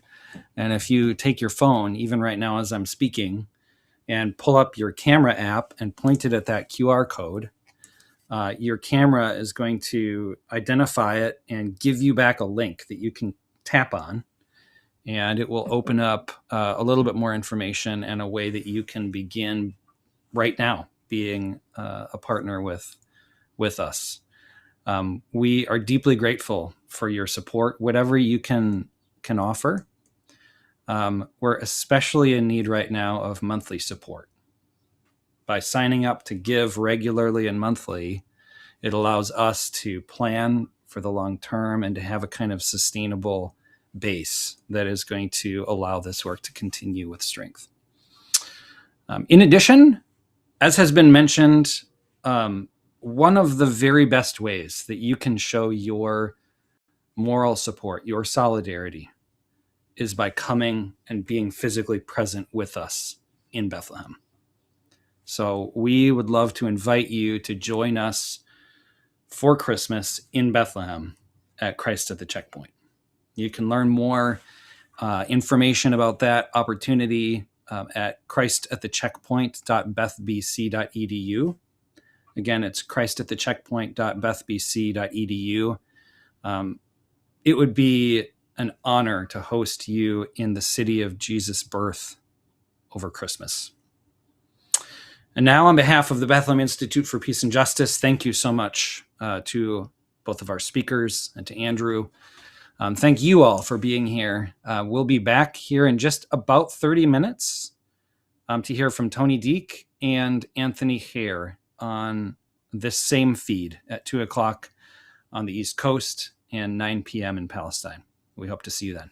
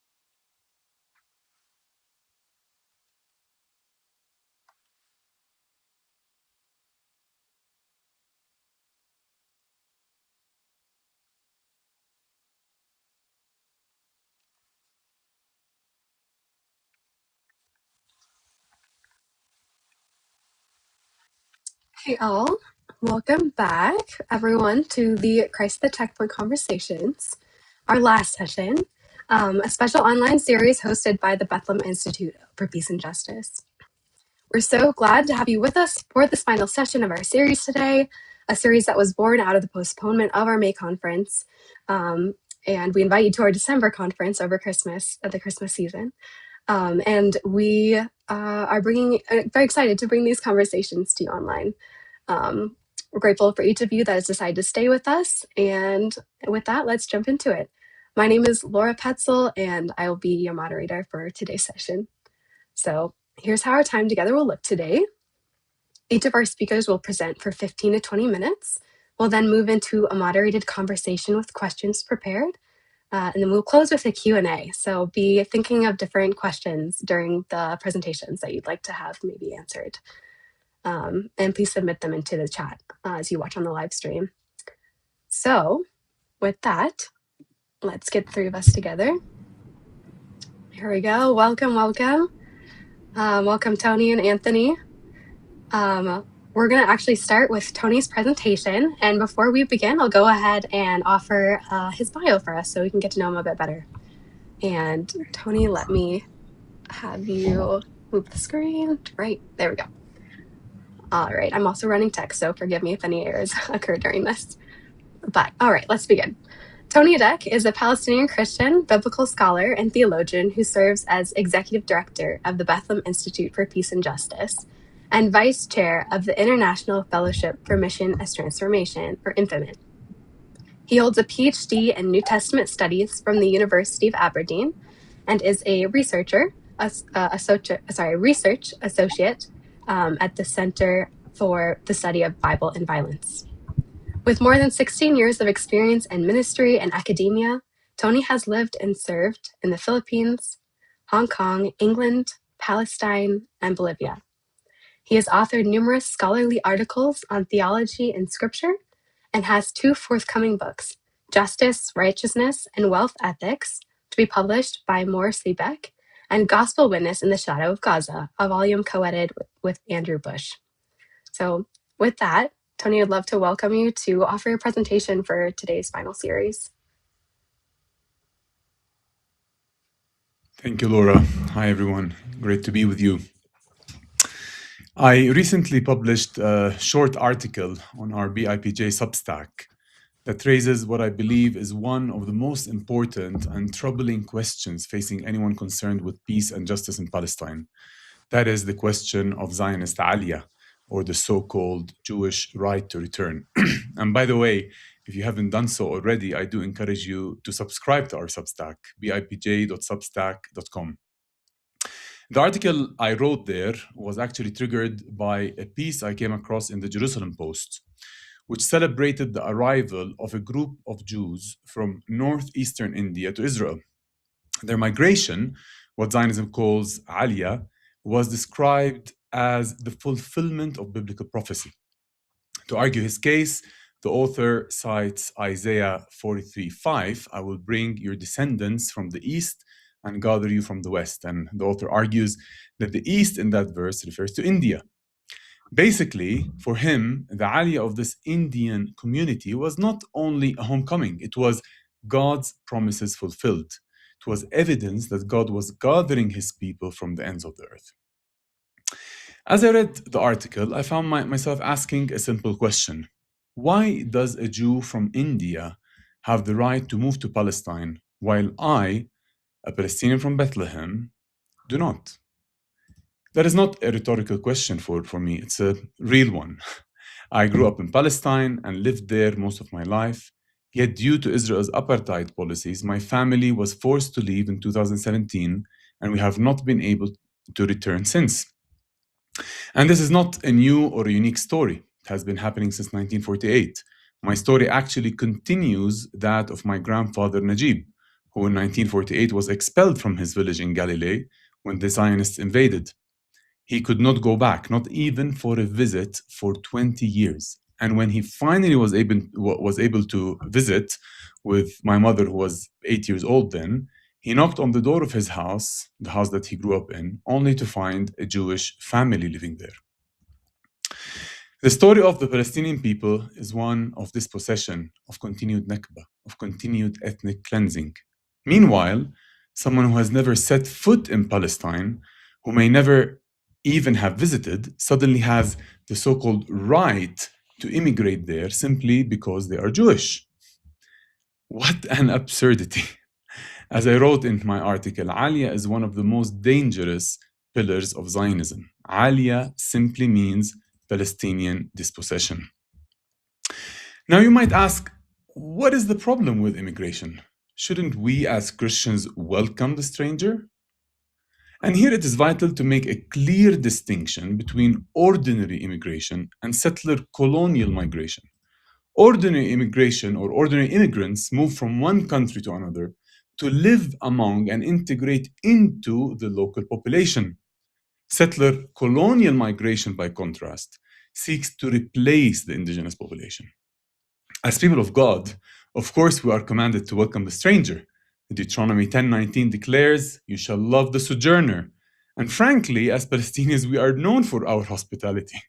And those of you who have visited Palestine know exactly what I mean. And if you have not yet visited, let me offer a shameless plug. Come this Christmas. We are hosting a special Christ at the Checkpoint conference this year. Come and celebrate Christmas in Bethlehem with Palestinian Christians. Now, speaking of Palestinian hospitality, it's important to note that before Palestinians fully understood the goals and motivations of the Zionist movement, many actually welcomed Jewish immigrants. They received them as newcomers, as neighbors. But the tragedy is that what initially appeared to be immigration was in reality part of a settler colonial project that ultimately sought to displace the Palestinian people. The aim of Zionism was never simply to facilitate Jewish immigration so that Jews could live alongside the local Palestinian population. Its goal was to establish what Theodor Herzl called a Judenstadt, a Jewish state, in a land already inhabited by other people, the Palestinians. This meant the forced displacement of the Palestinians to replace them with Jewish immigrants. Replacement, in fact, is the very logic of settler colonialism. That is why settler colonialism has so often been intertwined with ethnic cleansing and genocide, as we heard from Shadia, no? The indigenous population must either be removed, subordinated, or eliminated for the success of settler colonialism. As one banner displayed outside an Israeli prison said, "I will pursue my enemies until I annihilate them." And they used in that banner the same Arabic word that we use for genocide, ubiduhum, annihilate them. Israel has pursued the full range of settler colonial practices against the Palestinians: population transfer, apartheid and subjugation, and now genocide.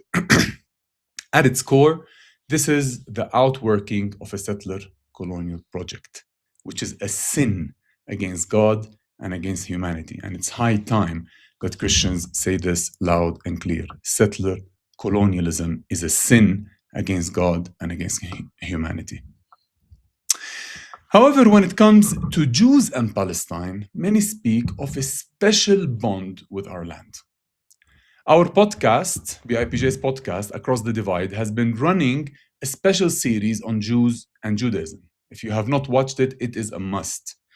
My colleague Daniel Bannoura has been interviewing important Jewish rabbis, academics, and theologians.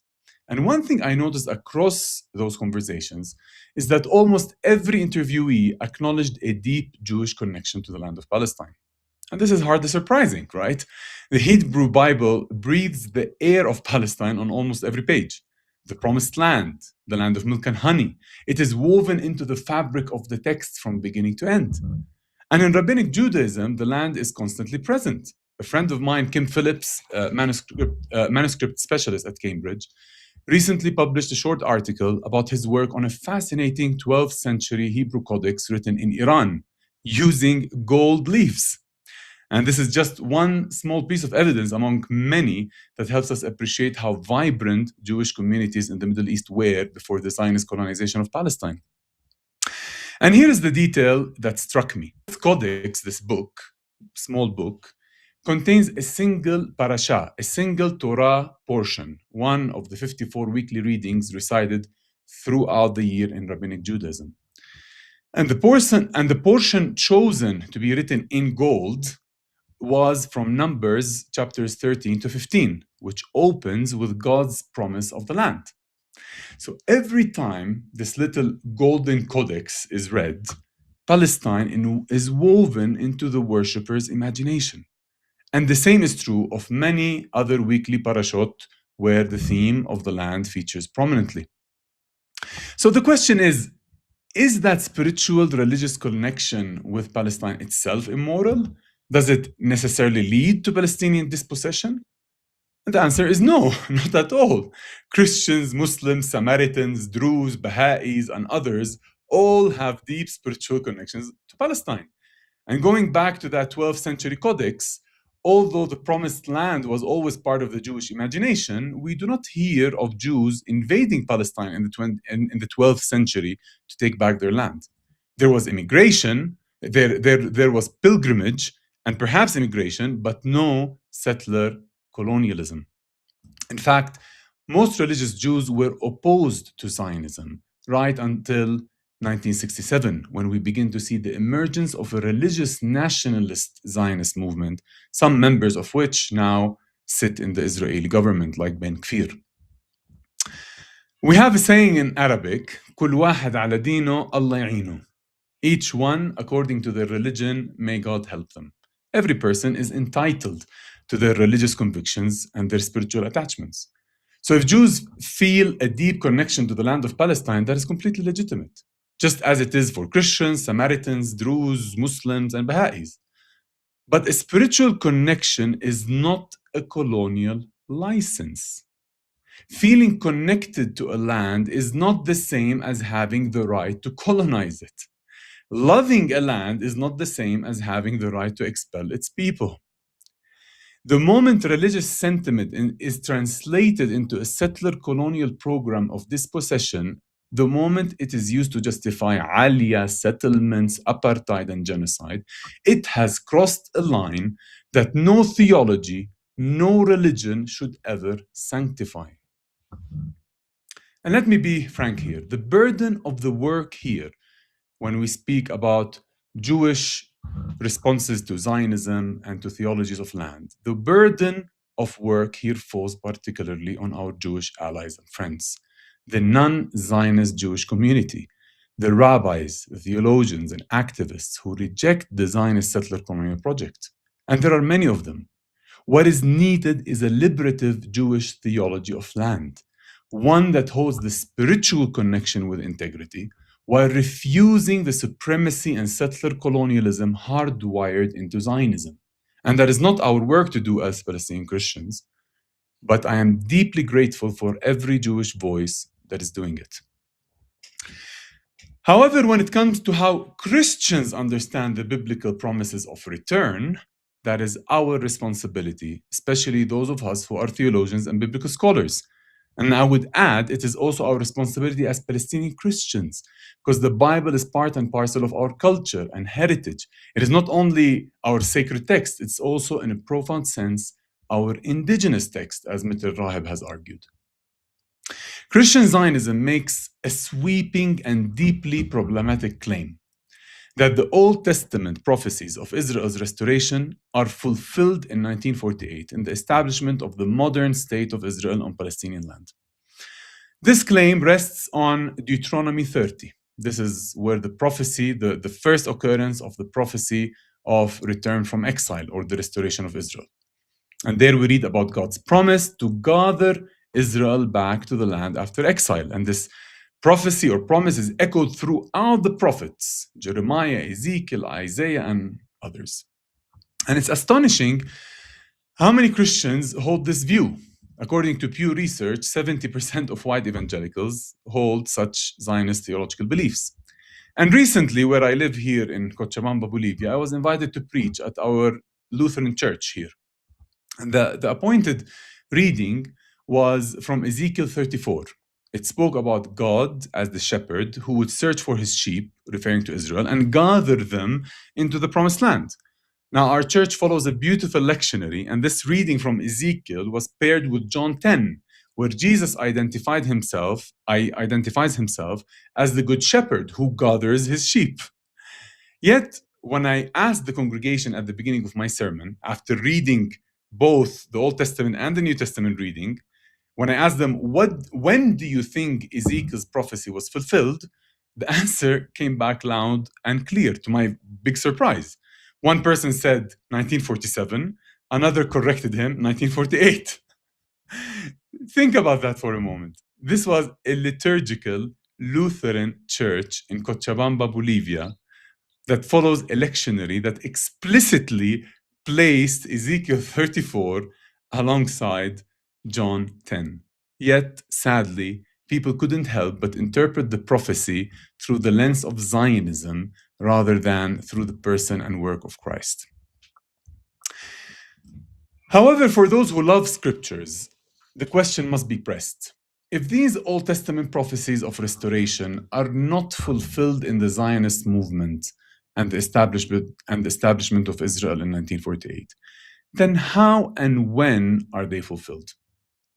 Palestinian Christian theologians have been giving a consistent answer.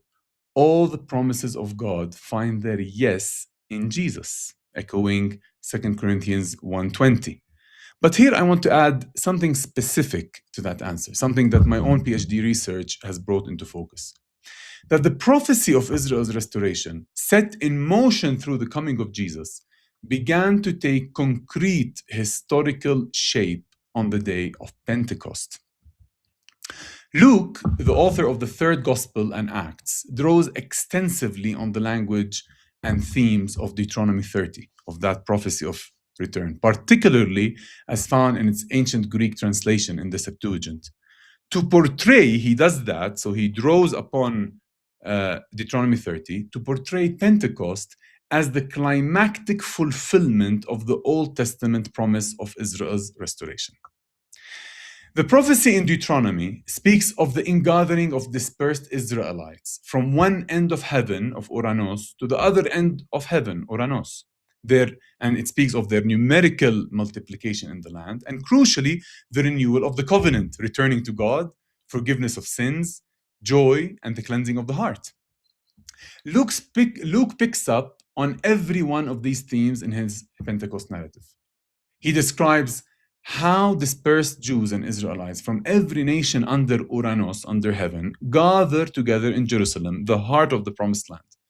And then there they experience the renewal of their covenant with God. And Pentecost in the first century was already associated with covenant renewal. They return to God, receive forgiveness of sins, experience divine joy. We read about this, for example, in Acts 2:46. And the community then begins to multiply. And Luke here uses the same verbs that occur in the Greek version of Deuteronomy 30. Even the promise in Deuteronomy 37 that those who persecute the returnees will face judgment finds its dramatic fulfillment in Acts 12, when Herod, who laid violent hands on the early church, is struck down by an angel and dies. But there is yet another central element in the prophecy, one that connects restoration directly with social justice. Deuteronomy 30 and verse 6 says, "The Lord your God will cleanse your heart." That's in the Greek version. The Hebrew version has "circumcise your heart." "The Lord your God will cleanse your heart," or circumcise your heart, "and the heart of your descendants, to love the Lord your God with all your heart and with all your soul, so you may live." And this is a remarkable passage, a remarkable moment in Deuteronomic theology that we must not rush past it. The whole thrust of Deuteronomic theology is that Israel, Old Testament Israel, must work hard to obey and love God. Deuteronomy 10:16 places the responsibility on the Israelites themselves to circumcise their hearts. Deuteronomy 10:16 says, "You circumcise therefore the foreskin of your heart and be no longer stubborn." But in Deuteronomy 30, there is a radical shift. It is God who will cleanse or circumcise the heart. God himself will make it possible for the returnees to love God. And again, this is part and parcel of the prophecy of Israel's restoration. God himself cleansing or circumcising the heart of the returnees. To love, why does God do that? To love God, to make it possible for the returnees to love God with the whole heart and soul. But what does it mean to love God? In Deuteronomy, loving God is not a private spiritual sentiment. It is the most central command in the book, in the whole Torah actually, that sums up the entire Mosaic law. And in Deuteronomy, loving God means imitating God in standing with the oppressed and the marginalized. As God delivered the oppressed Israelites from Egypt, so Israel is called to do so for the vulnerable within their community. We see this very clearly in Deuteronomy 10, verses 12 to 19. So simply put, to love God in Deuteronomic theology is to work for justice. To love God is to work for justice. And the insight of Deuteronomy is this: God's people cannot do this alone. They fail. And as a result, they are sent into exile. But God promises that a day will come when He Himself, where God Himself will gather them back. And this time, He will transform their hearts so they can truly love Him and embody God's justice. Some people think that this promise of return that begins with Deuteronomy 30 and echoes throughout the prophets is fulfilled in the return under Ezra and Nehemiah. Something that Ezra and Nehemiah is the fulfillment of this promise. Yet the books of Ezra and Nehemiah tell a different story. Social injustice persists in the community, foreigners are excluded, contra what Deuteronomy says, love the sojourner. And the narrative ends not with transformed hearts. We don't read about any transformed hearts in Ezra and Nehemiah, but it ends with Nehemiah rebuking, cursing, and even striking members of the community before pleading with God, remember me with favor. We do not see the circumcision of hearts promised in Deuteronomy, nor we see, as Ezekiel prophesied about Israel's restoration, God's Spirit poured out upon the people to give them a new heart. Indeed, many Jews actually in the first century still understood themselves to be living in a state of exile, even while dwelling in the promised land. I argue that there is no better place in the entire scriptures where we see the promise of Israel's restoration fulfilled than in the Pentecost narrative. The community of Israelites gathered from around the world not only experience forgiveness of sins and the joy that comes with it, but their hearts now transformed by God's Spirit, like Ezekiel said, they are able to embody God's justice. We see this in two extraordinary passages immediately following the outpouring of the Spirit at Pentecost. Acts 2, 42 to 47, and Acts 4, 32 to 35, known as Luke's summary of the life of the early church. There, Luke deliberately echoes the language of the Shema, the language of Deuteronomy's command to love God. In Acts 4:32, Luke writes, the believers were one heart and soul, and no one claimed private ownership of any possessions, but they had everything in common. Now, the combination of heart and soul, kardia and psyche, is distinctly Deuteronomic, recalling the exhortation to love God with all of one's heart and all of one's soul. And it occurs exactly in Deuteronomy 30. Luke is not merely describing harmony within the community, he is portraying the fulfillment of the Deuteronomic vision. The restored people of God love God by centering the poor, living in solidarity, and pursuing socio-economic justice and equity. This is Israel's restoration. Not an ethno-religious state built on apartheid and exclusion and supremacy and now genocide. Not the expulsion of an indigenous people dressed up in the language of prophecy. Israel's restoration is a spirit-filled community gathered from every nation with hearts cleansed and circumcised by God Himself, living out the justice of God in a broken world.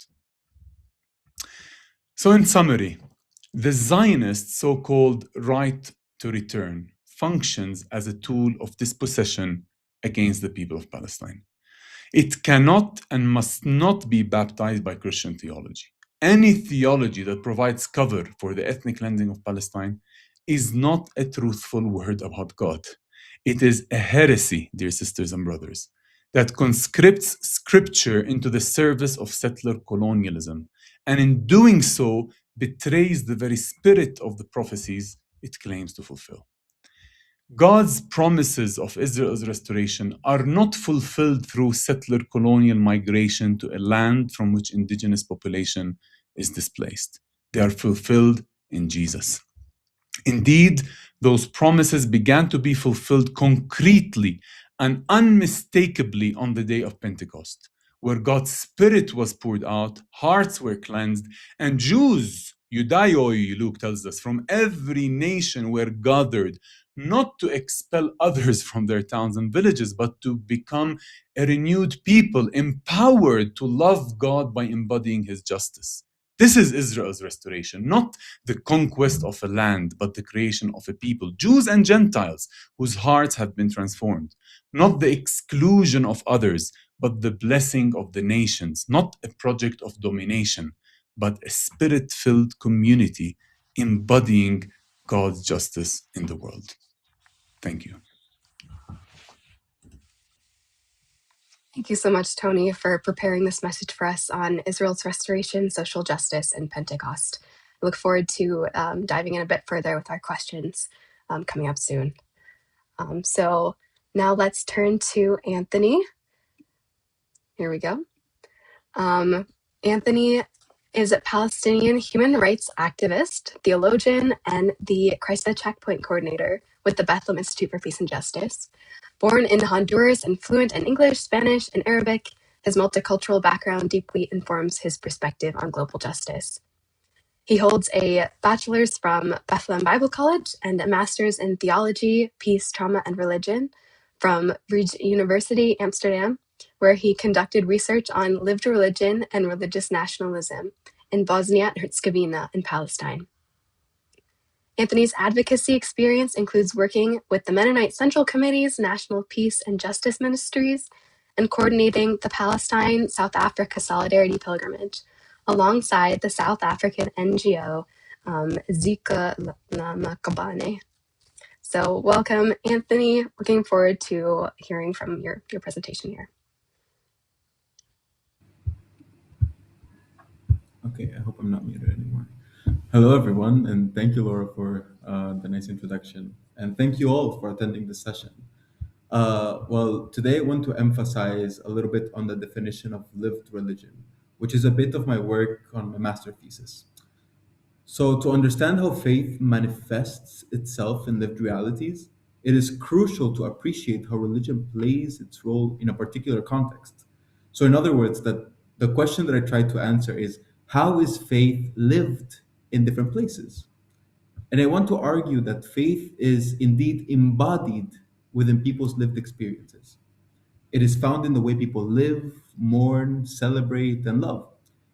It is how can we perceive their faith through the different circumstances. And I want to argue that faith is not only found in a church, yet it is embodied through the different aspects of one's life, depending on the context. So when we speak of lived religion, there can be two different aspects of how faith manifests in reality. And then, therefore, I decided to separate lived religion into two categories: liberative spiritualities and destructive spiritualities. In Palestine, it is evident, and thank you for the photo, Laura. In Palestine, it is evident that lived religion can be either a liberative practice or it can contribute to violence, just like in the case of Zionism, colonialism, etc., especially in the different cases that I'll be giving you here. So just as some people may seek spiritual practices that bring their lives into a greater sense of beauty, dignity, peace, others may engage in practices that develop a pure hatred of the other, and that literally as well as figuratively embody violence and aggression. And therefore, with liberative spirituality, we talk about liberation theology, interfaith dialogue, cultural memory, and you can read the rest. And destructive spiritualities, and one that I want to emphasize on, is religious nationalism, the sacralization of ethnicity, the mythologizing of history, the manipulating of religious symbols. And you cannot, this is not only specifically for Palestine, yet for contexts all over. So today I want to provide different circumstances of each and how these manifest into our lived realities. And with this, I want to bring a new lens for everyone to see how faith is really lived like in Palestine. So I want to start with the destructive spiritualities, specifically with religious nationalism. When religion is intertwined with a nationalistic agenda, it loses its core values and it becomes an instrument of violence and creates a distinction between one and the other, where one may seem more valuable if they share the same color of skin, the same language, religion, etc. Well, in other words, nationalism is tribalism. And this is evident both with Christian Zionism and Israeli Jewish Zionist identities, which have supported the creation of a Jewish state or Judenstaat as a form of European nation state colonialism. So such state elevates one people over the other. And as Thomas A. Idonopoulos says, the elevation of one's people or group of color at the expense of another, so that the other is looked upon and treated as inferior in contrast to the superiority of one's own. Therefore, such nationalism supports Israel unconditionally due to the misrepresentations of biblical texts. And just as Tony said, I mean, a biblical scholar really was able to provide specifically how these texts have been misinterpreted. And one of the main verses that Christians have used to justify their support towards the state of Israel is Genesis 12. I will make you into a great nation, I will bless you, I will make your name great, and you will be a blessing. I will bless those who bless you, and whoever curses you, I will curse. And all peoples on earth will be blessed through you. Such interpretations has made people support the nation state and even turn a blind eye to whatever this state may do. And as we can see for the past 2 years, including genocide. With this, I want to speak of what is the sacralization of ethnicity itself, because it is clearly shown how nationalism has sacralized one's identity and dehumanized the other. As captured by Judith Butler, those whom we kill are not quite human and not quite alive, which means that we do not feel the same horror and outrage over the loss of their lives as we do over the loss of the lives that bear national or religious similarity to one's own. Therefore, for many Christian Zionists all over the world, would not even look at the humanity of Palestinians due to the Islamophobic agendas, or as they would call, protecting their Western values and traditions. The Western world sees Israel as those who hold Western values, and Christian Zionists who hold such values apparently are seen as the same, unlike the Palestinian child who is killed under the rubble. Yet still people in the IDI, the Ideological Defense Institute, or the Judeo-Christian Zionist Congress spread this Christian nationalism under the disguise of Western values and portray a message for the Bible in the wrong way. And I mean, let's look at this in a different way. Instead of our Bible saying, "For I was hungry and you gave me food, I was thirsty and you gave me a drink, I was a stranger and you welcomed me, I was naked and you clothed me, I was sick and you visited me, I was in prison, you came to me," it says, "For I was hungry and you called me a threat. For I was thirsty and you closed your eyes. I was sick and you demonized me. And I was in prison and you made a law to kill me." And they would be fine with it. So guys, I propose, let's take Jesus seriously. Again, let's take the gospel seriously. Because it is evident in this same way of how these spiritualities can be so destructive, even in mythologizing its history. And even Israel claims the Six-Day War, or what we call the Naksa, as a miracle by God, comparing it to David and Goliath as a miracle of the underdog defeats the big person who's tried to killing them, which justifies the dehumanization of Palestinian and mythologizes Israel as this miraculous entity. Further, we all saw how Netanyahu stated and compared us Palestinians to the Amalek. "You must remember what the Amalek has done to you," says our Holy Bible. And we remember and we fight. And it is known that in 1 Samuel 15:3, it commands the eradication and the genocide of the Amalek. It says, "Do not spare them, put death to men, women, children, and infants, cattle and sheep, camels and donkeys, leave no trace." And this is exactly what the justifying of dehumanization that the leaders of this modern Jewish state that has elevated their own group over the other has continued to dehumanize Palestinians. So this and many verses have showed how Israel has justified the continuous dehumanization of Palestinians using biblical verses. We have been portrayed not only as terrorists, yet as obstacles to fulfilling the prophecies in the Old Testament, further justifying all violence being commanded, and today with Ben Gvir's celebration of the death penalty for Palestinian prisoners.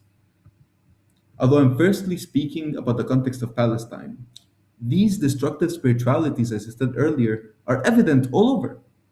For instance, the Serbian Orthodox Church, the Serbian Orthodox genocide over the Bosniak Muslims of Bosnia and Herzegovina.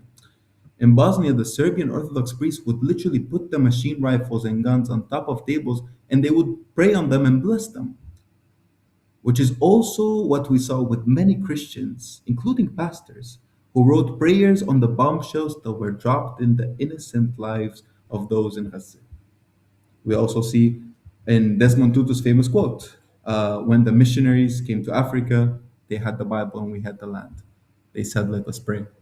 So we closed our eyes, and when we opened them, they had the land and we had the Bible. We can see specifically how the Bible for centuries has been used to justify slavery, colonialism, and oppression of all kinds. And this shows how spiritualities can be as destructive as much as they can be liberative. So, on the other hand, liberating spiritualities can be a powerful testament of how people live their faith in different contexts. So, for example, number one, prophetic witness in the six Gospels. Mitra Rahib, in his book Faith in the Face of the Empire, discusses the concept of the fifth and the sixth gospel, in addition to the four already known Gospels, which are Matthew, Mark, Luke, and John. And he argues that the land of Palestine is the fifth Gospel. And I totally agree, and I want to share why I do personally think this is the fifth Gospel. Because we forget the land. The land is important, and everyone tends to forget it. This individualistic thought that has grown in the West has not even cared about what the land truly represents. Yet in Western thought, the land has barely any meaning. Yet in Palestine, our land is a core witness to the birth, the life, crucifixion, and resurrection of Christ.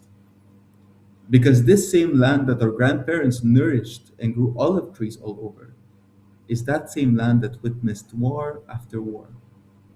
That same land that screams out in pain from the tons of missiles that have penetrated its skin. The land that screams out the name of those who had to flee. And listen to this again, the land that screams out the name of those who had to flee, and the settler today who lives right in front of my balcony doesn't understand what the land is saying.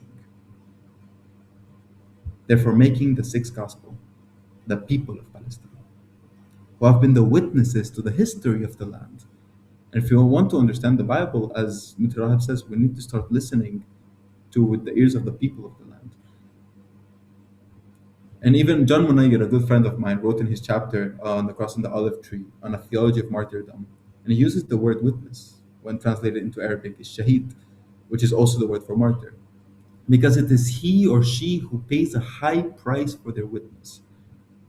And today, Israel has been continuously murdering and committing a genocide, not only to the sixth gospel, yet to the fifth gospel, both genocide and ecocide, all at once. Because the people and the land cry out in agony, and the church still remains silent. Another way that I want to portray a liberative spirituality is by creative resistance. And I remember the story, and many of you guys already know allies or people that understand the concept of how people who live in the West Bank, we need permissions to enter into Jerusalem. And I got permission for the first time in years, just in last December. And this was the last time I entered the Church of the Holy Sepulchre. And I remember looking at the iconographies on the walls and the ceiling, and I couldn't help but notice that in the Golgotha, the soldiers in the icons did not look specifically like Roman soldiers, which was fascinating. And you can see them here as well. At the Calvary or the Golgotha, inside of the Church of the Holy Sepulchre, we see these post-Byzantine icons that were written by anonymous painters from workshops trained in the Byzantine tradition that were during the Ottoman rule. And this icon was fascinating because it did not depict the soldiers as Romans, but rather as Ottomans who were conquering Jerusalem at that time. And it makes me wonder, what was going on through the minds of these painters? They attempted to depict Roman soldiers during the Ottoman Empire, and they all looked Ottoman. This contextualization even made Pilate look like an Ottoman leader. And this specifically demonstrates the contextuality of occupation across different eras. Yet it makes me wonder, what if these icons were to be repainted today? Would we see Israeli soldiers in these icons? Because Jesus would still be crucified in Jerusalem, but the perpetrators would be different. This practice of contextualizing the story of the crucifixion was to show Christ crucified by the empire of their time.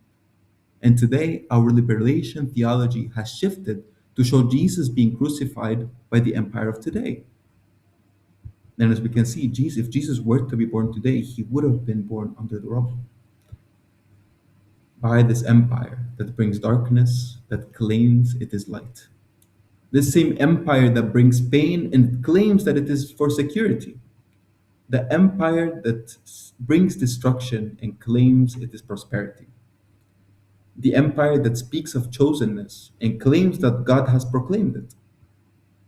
Because the city that proclaimed the message of peace has never seen peace. And the weeping of Jesus is still heard in Jerusalem, Bethlehem, and Gaza, and in all the other places that continue to be conquered by the empire and hegemony, where it is heard in the form of the cries of the innocent. Therefore, another liberative spirituality, and I would like to write it as the Palestinian laments. And last Saturday, Shireen introduced a bit of my poem last session, and I decided to share a little bit of the full version. And let me introduce this as Ya Rab. In the midst of these uncertain times, make your justice fall down like rain and nourish this dry land that is covered in scars. God, I hope you hear the screams of the wounded loud and clear as we hear them from here. Our loved ones' cries echo louder than sermons. And God, where is the Holy Spirit that is supposed to be falling on us? Because all we see are missiles. Where is your holy fire? Because the only thing being burned are the tents. I lament the homes that have turned into ash and those dreams that were turned into rubble. The holy soil is soaked in the blood of the innocent, and the olive trees no longer blossom. The land that once was called holy forgot how to be sacred, because when your children were driven from their homes, holiness left. With the breath of the thousands who screamed their last as the bombs fell down like judgment. And they said this was a promised land, but I wonder who promised this? Because it was not a God of mercy, not a Christ who weeps. This land has forgotten how to pray because every time we say peace, it is answered with destruction. And still we gather our broken voices and we sing. We gather our shattered hearts and we pray. Still we hold on to memory, and memory becomes steadfast, because even the stones know our names, and rubble became our witness. So let's teach to grieve without forgetting. Teach us to hope without letting go of truth.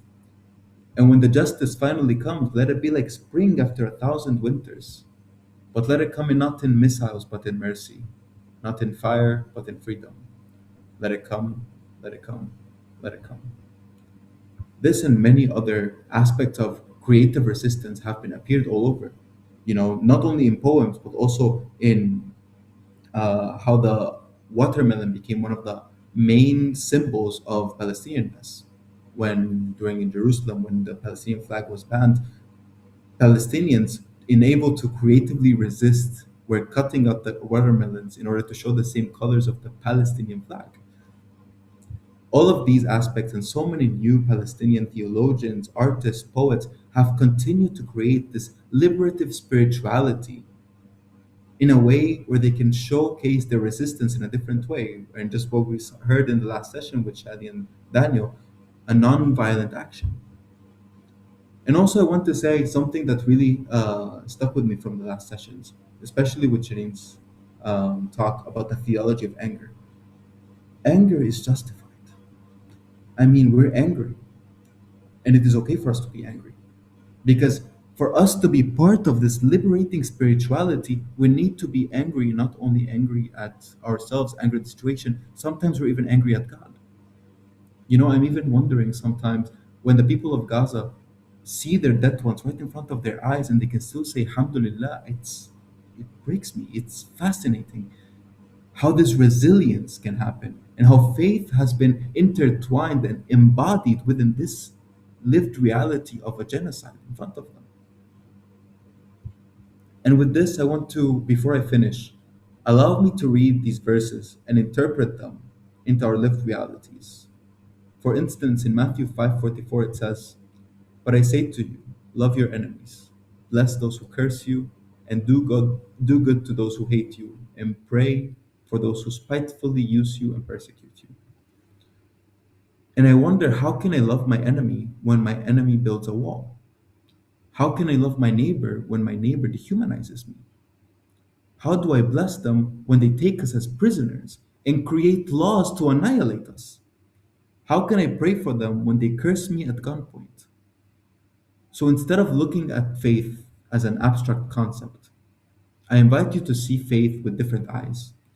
I invite you to see faith with lenses of people who live, laugh, mourn, and lament rather than this conceptual faith. Because faith is not transferred through words, faith is embodied. It is carved in the stones of the houses that were demolished and rooted in the lands of the olive trees. It is shared amongst the witnesses of injustice and oppression. And let me conclude with this: God is not only found in churches, God is found in the shape of a suffering Christ who weeps and laments the loss of those who have been confined to the chains of the empire. It is the crucified Christ who, if he were to be born today, would be born as a child in Gaza, who eventually became a refugee and murdered by the empire. In other words, the Palestinian story of today. Thank you. Thank you, Anthony, for preparing this message for us on lived religion and liberative and destructive spiritualities. So now we'd like to go into a time where I'll moderate a few questions. And in the meantime, please be thinking, those who are watching, different questions that you would be interested in being answered. Feel free to put those in the chat in the comments section, and we'll get to them soon. But I'd like to begin with a question for Tony. And let me move the screen. Here we go. Tony, you argue that Ezra and Nehemiah falls short of the Deuteronomy 30 promise. And how do you respond to scholars who see the Second Temple period as a partial fulfillment with complete fulfillment still ahead? Yeah, thank you, Laura. Well, I do feel I do believe that the currents are shifting. There's a bit of echo in my voice. Can you hear me? We can hear you. I mean, it is now pretty standard for scholars to believe that Ezra and Nehemiah speak of a story of failure or unfulfilled aspirations. Like, I mean, you can just check the Ezra and Nehemiah video on the Bible Project, for example, which reflects mainstream popular understanding among scholars.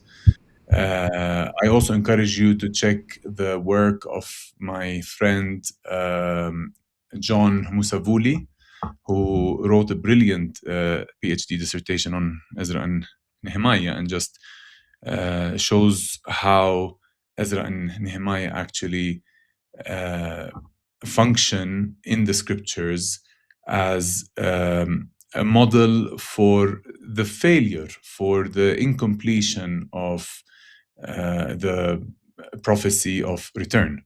Just to give you a simple example, we read in Ezra that people were weeping when they laid the foundation of the temple, of the second temple. Contrast this, for example, with what Haggai says, that the glory of the second temple would be bigger and more splendid than the glory of the Temple of Solomon, right?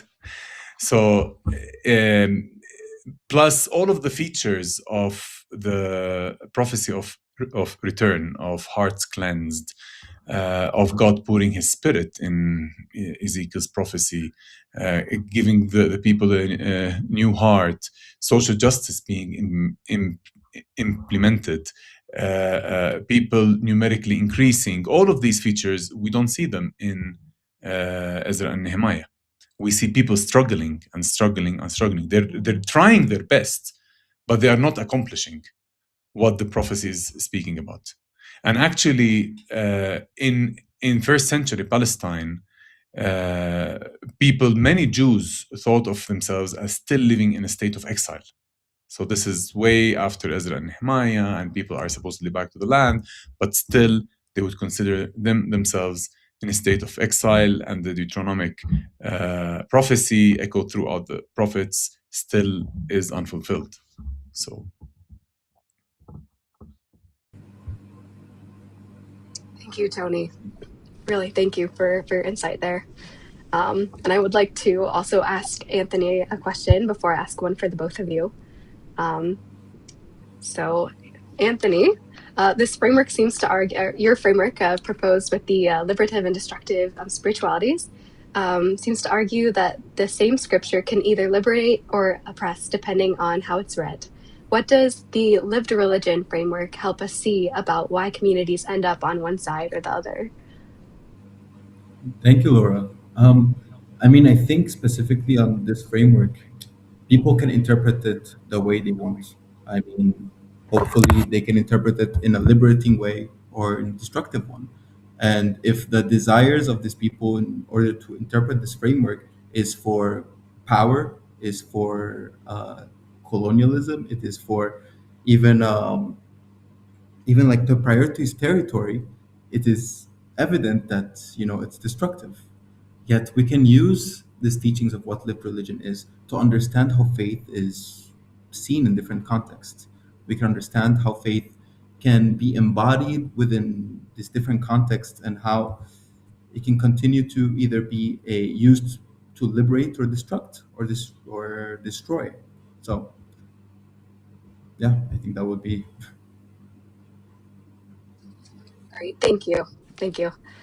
Now for both of you, I'm curious. So both presentations suggest that religion is never neutral. It either humanizes or dehumanizes, for instance. What can this mean, or what do you think this can mean for how the church approaches biblical teaching on justice, as this session is on the Bible and Christian social justice? And feel free to whoever just volunteer to go first. Thank you, Laura. Yeah, I think, justice is this word that everyone uses. I was looking at a book that someone in the chat recommended from a Zionist perspective, the Road to October 7, and the use of the language of justice and human rights even there. So justice is a question. My research on justice, this is the conclusion. Justice is an open category. It's a term that begs definition. It's an open question, and everyone defines justice however they want. And the question of justice is, what is the right thing, right? And I think here it is very important to ask the question of what is God's conception of justice as revealed in the scriptures. Even in the ancient world, and this is what I wrote on in my dissertation, the philosophers in the Greco-Roman world attempted to provide a definition of justice. Plato created his classist system in the Republic to answer the question of justice. For him, the greatest injustice is when people change their class. A classist system is the expression of justice, right? Contrast that with with Acts 2 and 4. You have the koinonia of everyone from every class living together, sharing everything in common. So it is important for us as Christians, as serious believers, to understand God's conception of justice versus how different people and thinkers and movements define what is right and wrong. Great. Thank you. Anthony, do you have a thought you'd like to add as well? Yeah, I would say it is, I think, necessary for when we speak of justice, that we just have to emphasize if anything that we say it's true or not. If it is just, it is true. If it is not just, it's not. And I think this is exactly how we have to say, and how I like it that you said God's conception of justice, because especially when churches teachings all over the world, if we teach something that dehumanizes someone, and we continue it and we preach it in our sermons, we preach it to choirs, we tell it to the whole world. I mean, if it's not just, and it's not right. And I think it's a simple answer as that. It's not as complicated. I think in a way we just have to take Jesus seriously. Let's look at what the Bible says, and if I mean we have continued to see this, how on earth did we still, after all what we've seen of Romans 16 and how the church has justified colonialism, ethnic cleansing, etc., etc., and when we look at it today, how can we say that it's okay? I mean, I think it's as easy as that. So let's just say, if it's not just, it's not true. Thank you. Thank you both. So I think it'd be a good time now to transition into asking some of the questions posed by those watching the live stream. And so, yeah, this is also a reminder, like if you're interested in posing a question, feel free to do so now, and we'll be collecting them during the remainder of our time. We have about 25 minutes left. And so, yeah, I would like to start with posing a question by Blake Widmer, who asks, actually a question for Tony. So how did you respond to, as you mentioned in your talk, those Zionist responses in Bolivia in your church, I believe? Did you have a chance to talk to them afterwards? Were they willing to reframe their hermeneutics? Yeah, what did this encounter look like for you? Yeah, I mean, where I live in Bolivia, and I think this is generalizable to all of Latin America, the dispensationalist position, Christian Zionism, is the default position in evangelical churches. And I remember I gave a talk once to a church here, and I expressed, how Christian Zionism is increasing in Bolivia. And one brother came to me at the end, and he told me, brother, it is not increasing. We all believe in it. Todos. So this is the default position. But what surprised me in our church, that is a Lutheran church, evangelical, conservative, confessional, but Lutheran, and uses a lectionary. And that Sunday, the reading juxtaposed the prophecy of Ezekiel of the restoration of Israel with John 10. So Ezekiel is saying, God is the shepherd who will gather his people. And then John 10 explains how this is fulfilled. Jesus says, I am the good shepherd who will gather my people. So it was quite surprising, to be honest. It was very surprising to hear from the congregations an answer that contradicts our reading, jumping over the New Testament and applying Ezekiel's prophecy to the modern state of Israel. But generally, my experience over the last 8 or 9 years here in Bolivia has been mixed. Like sometimes it's very tough. I speak with people who don't want to change their minds at all. They're very indoctrinated. I speak with people who would be compassionate when I share my family story and our history, but they would say my religion tells me otherwise. The scriptures tells me otherwise. And, believers, when they believe in the Bible, that's it. Even if it contradicts their hearts and minds sometimes, or their interpretation contradicts their hearts and minds, they prefer to stick with their interpretation. And I do have experiences with people who would change. They would say, just, we never heard this. We were taught this dispensationalism. We were taught something very different. And now we hear your perspective and we are changing. Normally, it is a process. It is not like a one-time event, a one talk that would change people. It is a process because the level of indoctrination is very deep. Like we have churches here who don't display any Christian symbol as a reaction to Catholicism. So no cross there, no image of Jesus, but the flag of Israel. So there is a huge degree of indoctrination when it comes to Latin America and Christian Zionism, sadly. Yeah. Well, thank you. And actually, as a follow-up from Blake, though on a different subject, is your dissertation on justice, wealth, ethics, and acts available in published form for those who would be interested in reading it. Yes, thank you. It is going to be published very soon. I'm in the last stage of preparing the print-ready version and the index and all of that. So it should be out very soon with more Zebek in the Revund series. But if you shoot us an email, I'm happy to send you the original dissertation. So let me know. Great. Yeah, you're welcome to email us with our BIPJ. You can find our contact on the BIPJ website. I'm looking here. Y'all, we need more questions. So feel free to please put them in the chat here. But in the meantime, I can go ahead and ask one for the both of you. This may be a trickier one, but where do you draw the line between a spiritual connection to land and political claims on it, and who gets to draw that line? So I can read it again as well. Go ahead. Anthony, you want to go? You want to go ahead? I mean, you can go ahead first, or, well, since I'm talking. I think what draws the line between a spiritual connection, I mean, let's be realistic.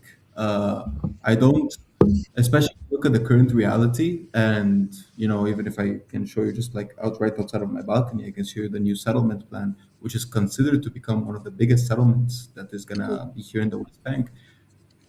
Who gets a connection to this land? Is it my family who was forced to flee, who was forced to leave because my dad is illegal in the own country that he was born? Or is it this Jewish person from, I mean, we're talking about the Indian communities who are coming as immigrants, doing aliyah, as Tony was saying. Do they deserve a right to this land when they have no connection to it? Is it a spiritual connection? Can I just say I have a spiritual connection to anywhere and just be like, okay, I'm part of there now, and I will settle with all my different people from this different place? I mean, let's be realistic.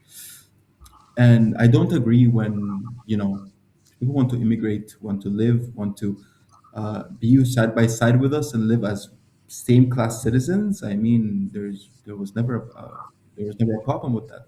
Yet when it comes as a settler colonial system that oppresses Palestinians and elevates Jews over Palestinians, Christians, and Muslims, I mean, it's a fraudulent system. So I wouldn't say that everyone can have a spiritual connection. I mean, Palestine itself was a land without nation states. I mean, uh, this land is for everyone. Jerusalem is for everyone. This is called the Holy Land.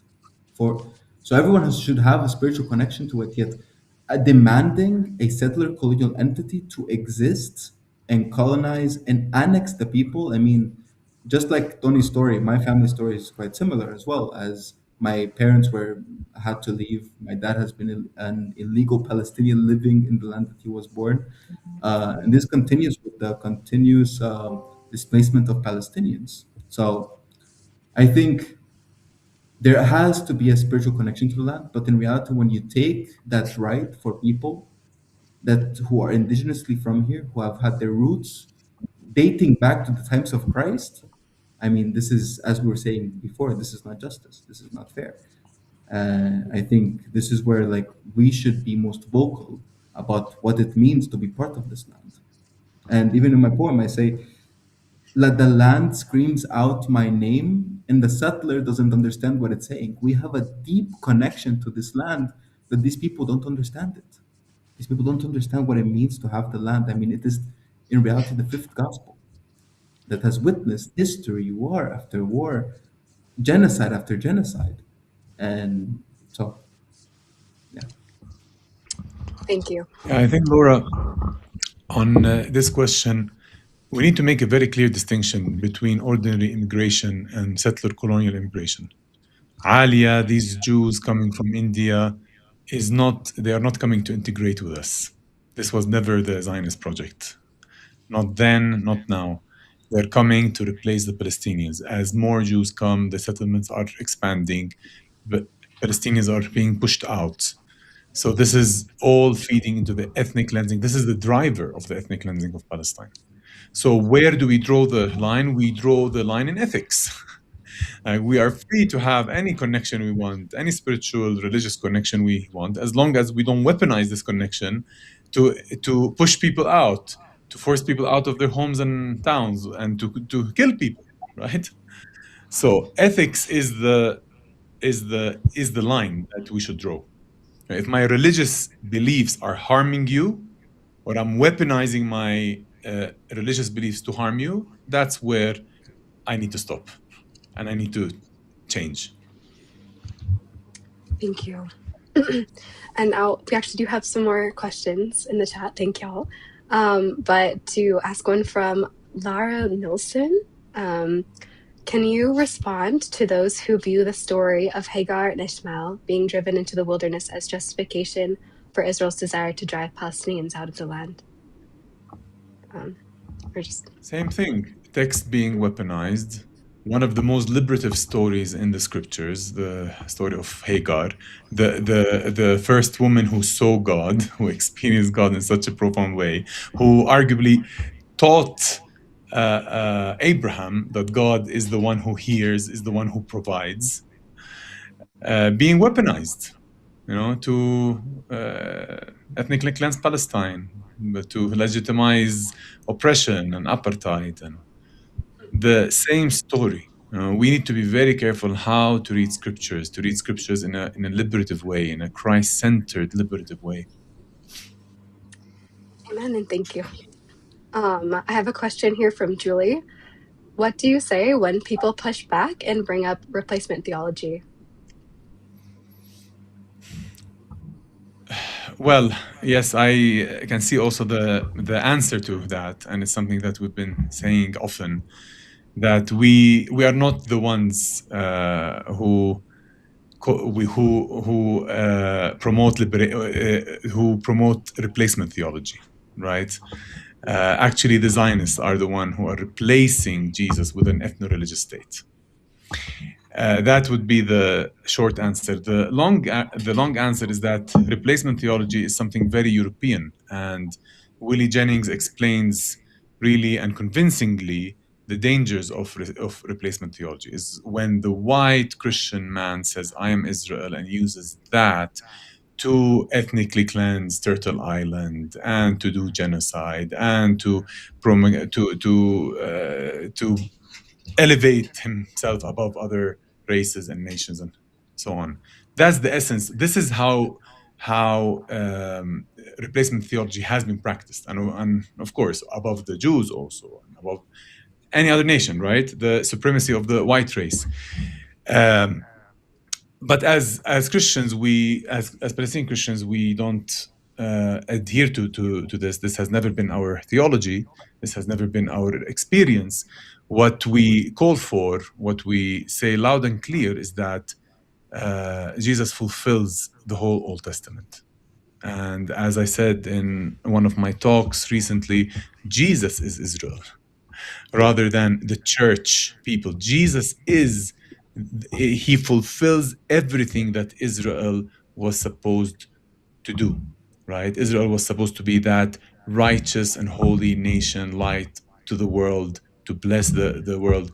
Jesus is the vine. In John 15, when Jesus says, I am the true vine, he is juxtaposing himself and his identity with the identity of Old Testament Israel. That's why he says, I am the true vine, because the vine in the Old Testament was constantly the symbol of Israel. So Jesus here is saying to people who understand scriptures, I am the true Israel. Right? I am the vine, and us who believe in him, Jews and Gentiles, are just branches in that one vine. So this has nothing to do with European replacement theology that was practiced in a way that oppressed Jews and legitimized genocide in Turtle Island and so on. Gotcha. Excuse me. Thank you, and that's an incredibly important insight. So, and I have a question now for Anthony from Lynn. Living out your faith, Anthony, you used love your enemies. How do we, in our situations, obey and live that out? Can you sort of expand or flesh out that verse with what it could look like now? Yeah, I mean, love your enemies and pray for those who persecute you. I mean, I think these are the verses of how the Western church has tried to evangelize us with their own views of, oh, you have to love your enemies, and kind of make us into this state of, okay, I just have to love my enemy, therefore I have to forgive, I have to forget, it's okay, it's over, kind of this numbing mechanism for us, for oppressed peoples. And it is the continuation of how the Bible is continuously used to, continue to oppress people, to oppress Palestinians specifically. You have to love your neighbors, and we do. I'm not saying that we don't, we do. But also, how can I love my neighbor when I cannot even see him? I mean, how can I love my neighbor when my neighbor builds a wall, creates laws in their own nation state that annihilates Palestinian prisoners? I mean, just yesterday, four or five girls in Birzeit University were kidnapped by Israeli authorities, and no one has heard of them since. I mean, how can we love our neighbors? And I mean, Dr. Yusuf uses this perfectly when he says Teta's theology. And he uses the story of when he was in his home with his grandma, and his grandma was making baking bread. Israeli soldiers came into the house and destroyed everything. And instead of screaming, instead of yelling out in anger, instead of being even, I mean, they of course were angry, yet his grandma gave him a loaf of bread, you know? And this same way of how to resist oppressions by loving, I think love is the biggest form of resistance. And this may sound a bit cliche, but in reality, how do we continue using these creative ways of, as I explained, of liberating spiritualities to continue to resist? I mean, we have to continue to resist in whatever ways it's possible for us. Just depends on how the ways are.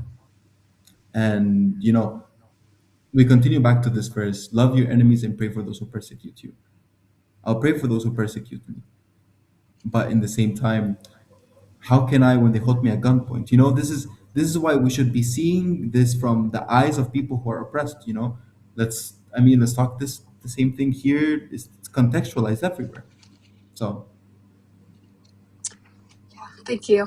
Yeah. Oh my goodness. Now I'm just gonna scroll through to grab another question for us. Let's see here. I actually have another one for Anthony. What were some of your learnings and reflections visiting South Africa and hearing or witnessing the parallels there regarding weaponized faith and theology? yeah, and I mean, thank you for the question. First of all, I loved South Africa, Azania, and it is one of those stories and experiences that I will never forget.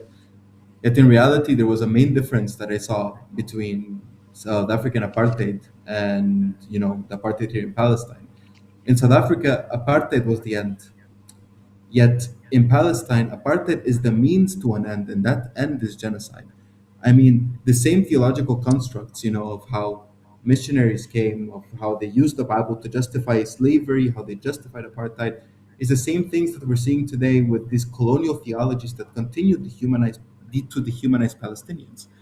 And I mean, there are so many ways of these aspects in South African theology, in Black theology, in Palestinian theology. I remember even in the Desmond Tutu Center, there was a quote by Desmond Tutu explaining Black theology. And in the whole quote, if you changed Black by Palestinian, it made total sense because it is exactly the same. I mean, it is the will of an occupied people, of an oppressed people, liberating themselves from oppression, whether it is theologically, it is physically, spiritually even. So yeah. Thank you. What do you think is the or some of the biggest misconceptions people have about daily life in Palestine? This is asked by Char Belandrena. But yeah. Yeah, I mean, I don't know, Dr. Tony, do you want to start? I Go mean, ahead.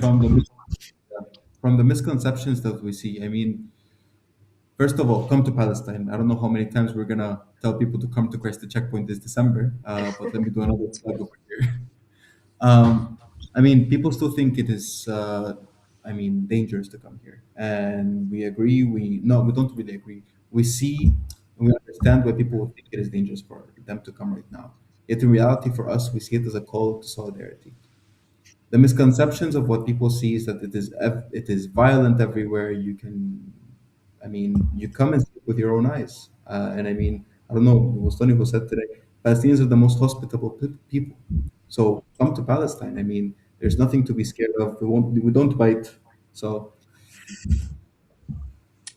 Yeah, that's right. Thank you.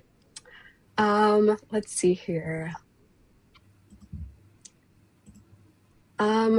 Many have suggested a Judeo-Christian continuum which is linked to a fear of God to justify their bias. Is the same true of Messianic Jews in Israel, or are they is there a willingness to work with Palestinian Christians, partnerships? Yeah.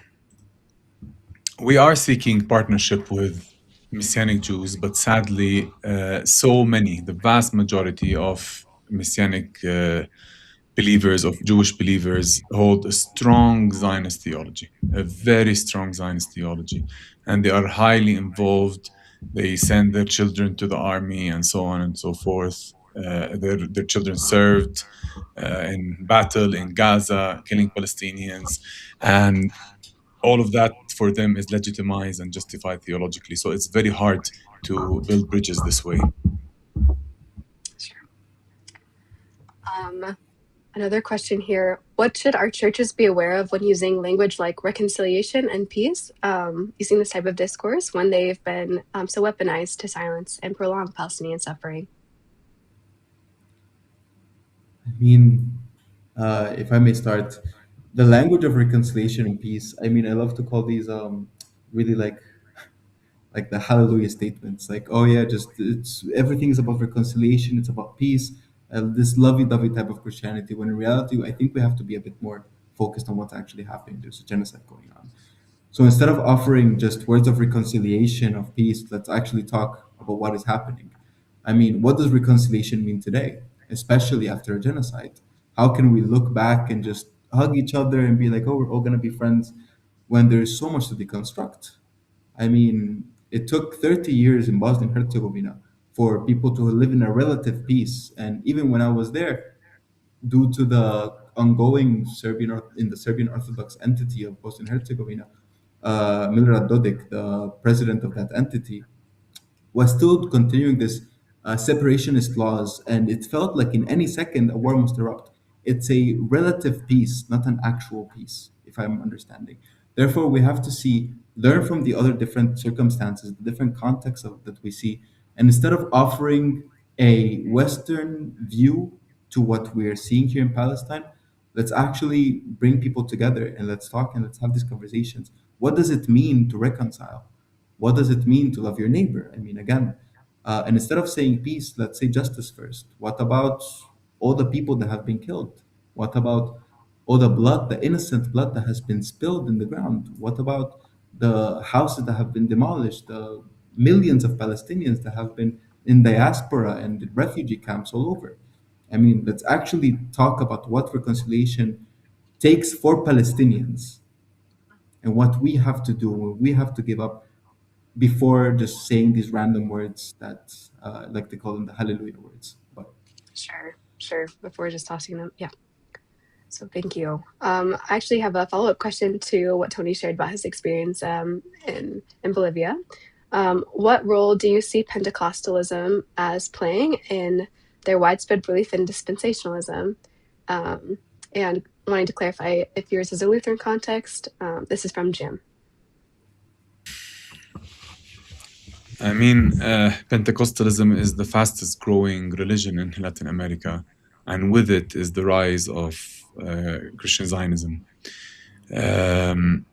However, there are beautiful elements in Pentecostal faith. I myself, in key doctrinal issues, I identify as a Pentecostal. The doctrine of the baptism of the Spirit, the emphasis on the gifts. And that's why, I mean, the paper that I presented here could be framed as a Pentecostal response, really, to Zionism, that in the Pentecost event that is so treasured by Pentecostals and charismatic, in that precious event is the fulfillment of the prophecy about Israel's restoration. Sadly, in Pentecostal circles, there is a theological and a biblical issue, a biblical problem, a theological problem, that emotions and experience are privileged above solid theology. I'm not saying there are no solid Pentecostal theology. It is a growing movement, but there's a lot more to be done in Pentecostal theology to decouple Pentecostalism and charismatic theology from Zionism. Thank you. I have another question. Oh, sorry. Go ahead. Yes. Go ahead. If I may add to that, especially the rise of Pentecostalism, the rise of these evangelical churches all over Latin America, especially with the rise of Zionism, it has been growing exponentially. I mean, when I was in Honduras a couple of months ago before coming back to Palestine, you would see more Israeli flags than you see Honduran flags in the streets. I mean, in every corner, in every church, the names of the churches, the people are wearing, instead of wearing crosses, they're wearing the Stars of David. I mean, and then when you ask them, you have conversations with them, it is, oh no, this I'm Christian. And it is fascinating how you see this growth in Latin America of this dispensational theologies, and the continuous use of scripture, to like elevate this nation state. But I do think that a lot of it also comes from just not understanding fully. I mean, we have a biblical scholar with us explaining to us this is the reason why we have to continue to elevate Palestinian voices. We have to elevate our theologies for people, so people can understand, instead of just having this Western propaganda that has been filling their churches, filling their hearts and spirits with Zionist ideologies. I mean, This next question actually grapples with that a bit, goes off of that, and is more about resources actually. Georgia asks here, it seems so many Western theological resources are soaked in Zionist theology. So how would you recommend we filter resources that are accessible? If you have some recommendations or even like tips for how to go about this. I would highly recommend the work of Palestinian Christian scholars and theologians like Mundir, our director Mundir Isaac, Yohanna Ketanasho, Mitri Rahib, and others. I would also encourage you, here's a shameless plug also, I would encourage you to keep monitoring bipj.info. That's our resource hub. We currently have Mundir's Sermon to the West, and we have a resource that you can use in groups and also devotionally. And we will be producing more resources there, videos, educational videos, articles, and so on. Also our Substack, bipj.substack.com. It's a growing resource for the church. We will keep you both. We will keep you posted about all these resources that we are developing. Also, our courses. We offer a certificate program for those who are interested, and an MA program where you can hear from Palestinian Christians. Thank you. I just had to add those lower thirds for us. But Thank you, Laura. yes, in our last couple minutes together, I also wanted to ask a question more generally just about the mission of the BIPJ and its approach to its work. Tony, would you like to answer that one? Just tell us a bit more about the Bethlehem Institute for Peace and Justice. Yeah, so we are the global engagement arm of Bethlehem Bible College. We want to serve and bless the church, especially in the West. This is why we are doing these things. Our mother tongue is Arabic, but we are speaking in English so that we can reach out to our siblings in the West. We have a conference that we started last year, Church at the Crossroads, that's happening in Atlanta this November. We have Christ at the Checkpoint happening in Bethlehem in December during Christmas or a bit after Christmas. We have our resource hub and courses. Follow us also on social media. We are a ministry of Bethlehem Bible College. Bethlehem Bible College has been focusing a lot on serving the local community, but has decided, especially since the war on Gaza, to reach out to the global church. This has been happening every 2 years through our Christ at the Checkpoint conference, but now it's an intentional, systematic work. We want to serve, we want to walk alongside our siblings, especially in the West, in the pursuit of peace and justice. Thank you. Yes. Thank you, Laura. Of course. Let's see. I'm going to ask this one more question and then we'll end for today. This one is from Mike, and he says here, we have Khair's Palestine 2 from Palestinian Christians. Is there, or have you heard of any potential for an interfaith statement, including with Muslim liberation theologians, or if you want to talk a bit more about these statements? Yeah, I do encourage you to read and study. There's a study guide for Kairos 2. I don't know of any upcoming project to write an interfaith statement, but this is a marvelous idea. That's right. So we'll see, pending on that one. Yeah. All right. Someone is asking about Church at the Crossroads. Maybe we can also send the link. Oh yeah, that'd be good. Someone could pop that in the chat. That is a conference coming up this November in Atlanta. So more information coming soon. We're really excited about it. So then we'll go ahead and close. We've invited you many times, but one more time, we'd love for you to at least consider joining us in December for our gathering together, and also invite you to join us virtually if going in person is not feasible for you or your family. And we also invite you to check out our new course, including our courses in general, but including our new course, Christian Theology After Gaza, which is a 14-session self-paced course featuring Palestinian Christian voices, including native Gazans, as an in-depth historical, political, and theological analysis rooted in the current realities of Gaza and the broader history of the region. So you can go to our site to find this course's offerings. And we also invite you to check out our podcast, Across the Divide, and the newly launched 1:30 Sock Show, our Substack. And please stay engaged. We'd love to keep in contact with you on our social media as well. So on behalf of the Bethlehem Institute for Peace and Justice, thank you so much to our speakers, Tony and Anthony, for your wisdom, your sharing, answering many questions today. And thank you all for being here across these sessions. And we just appreciated your support and presence and taking the time to listen and engage. We hope these conversations have stirred your heart, and we look forward to hopefully seeing you in Bethlehem and continuing engaging throughout the rest of this year, summer. All right, God bless.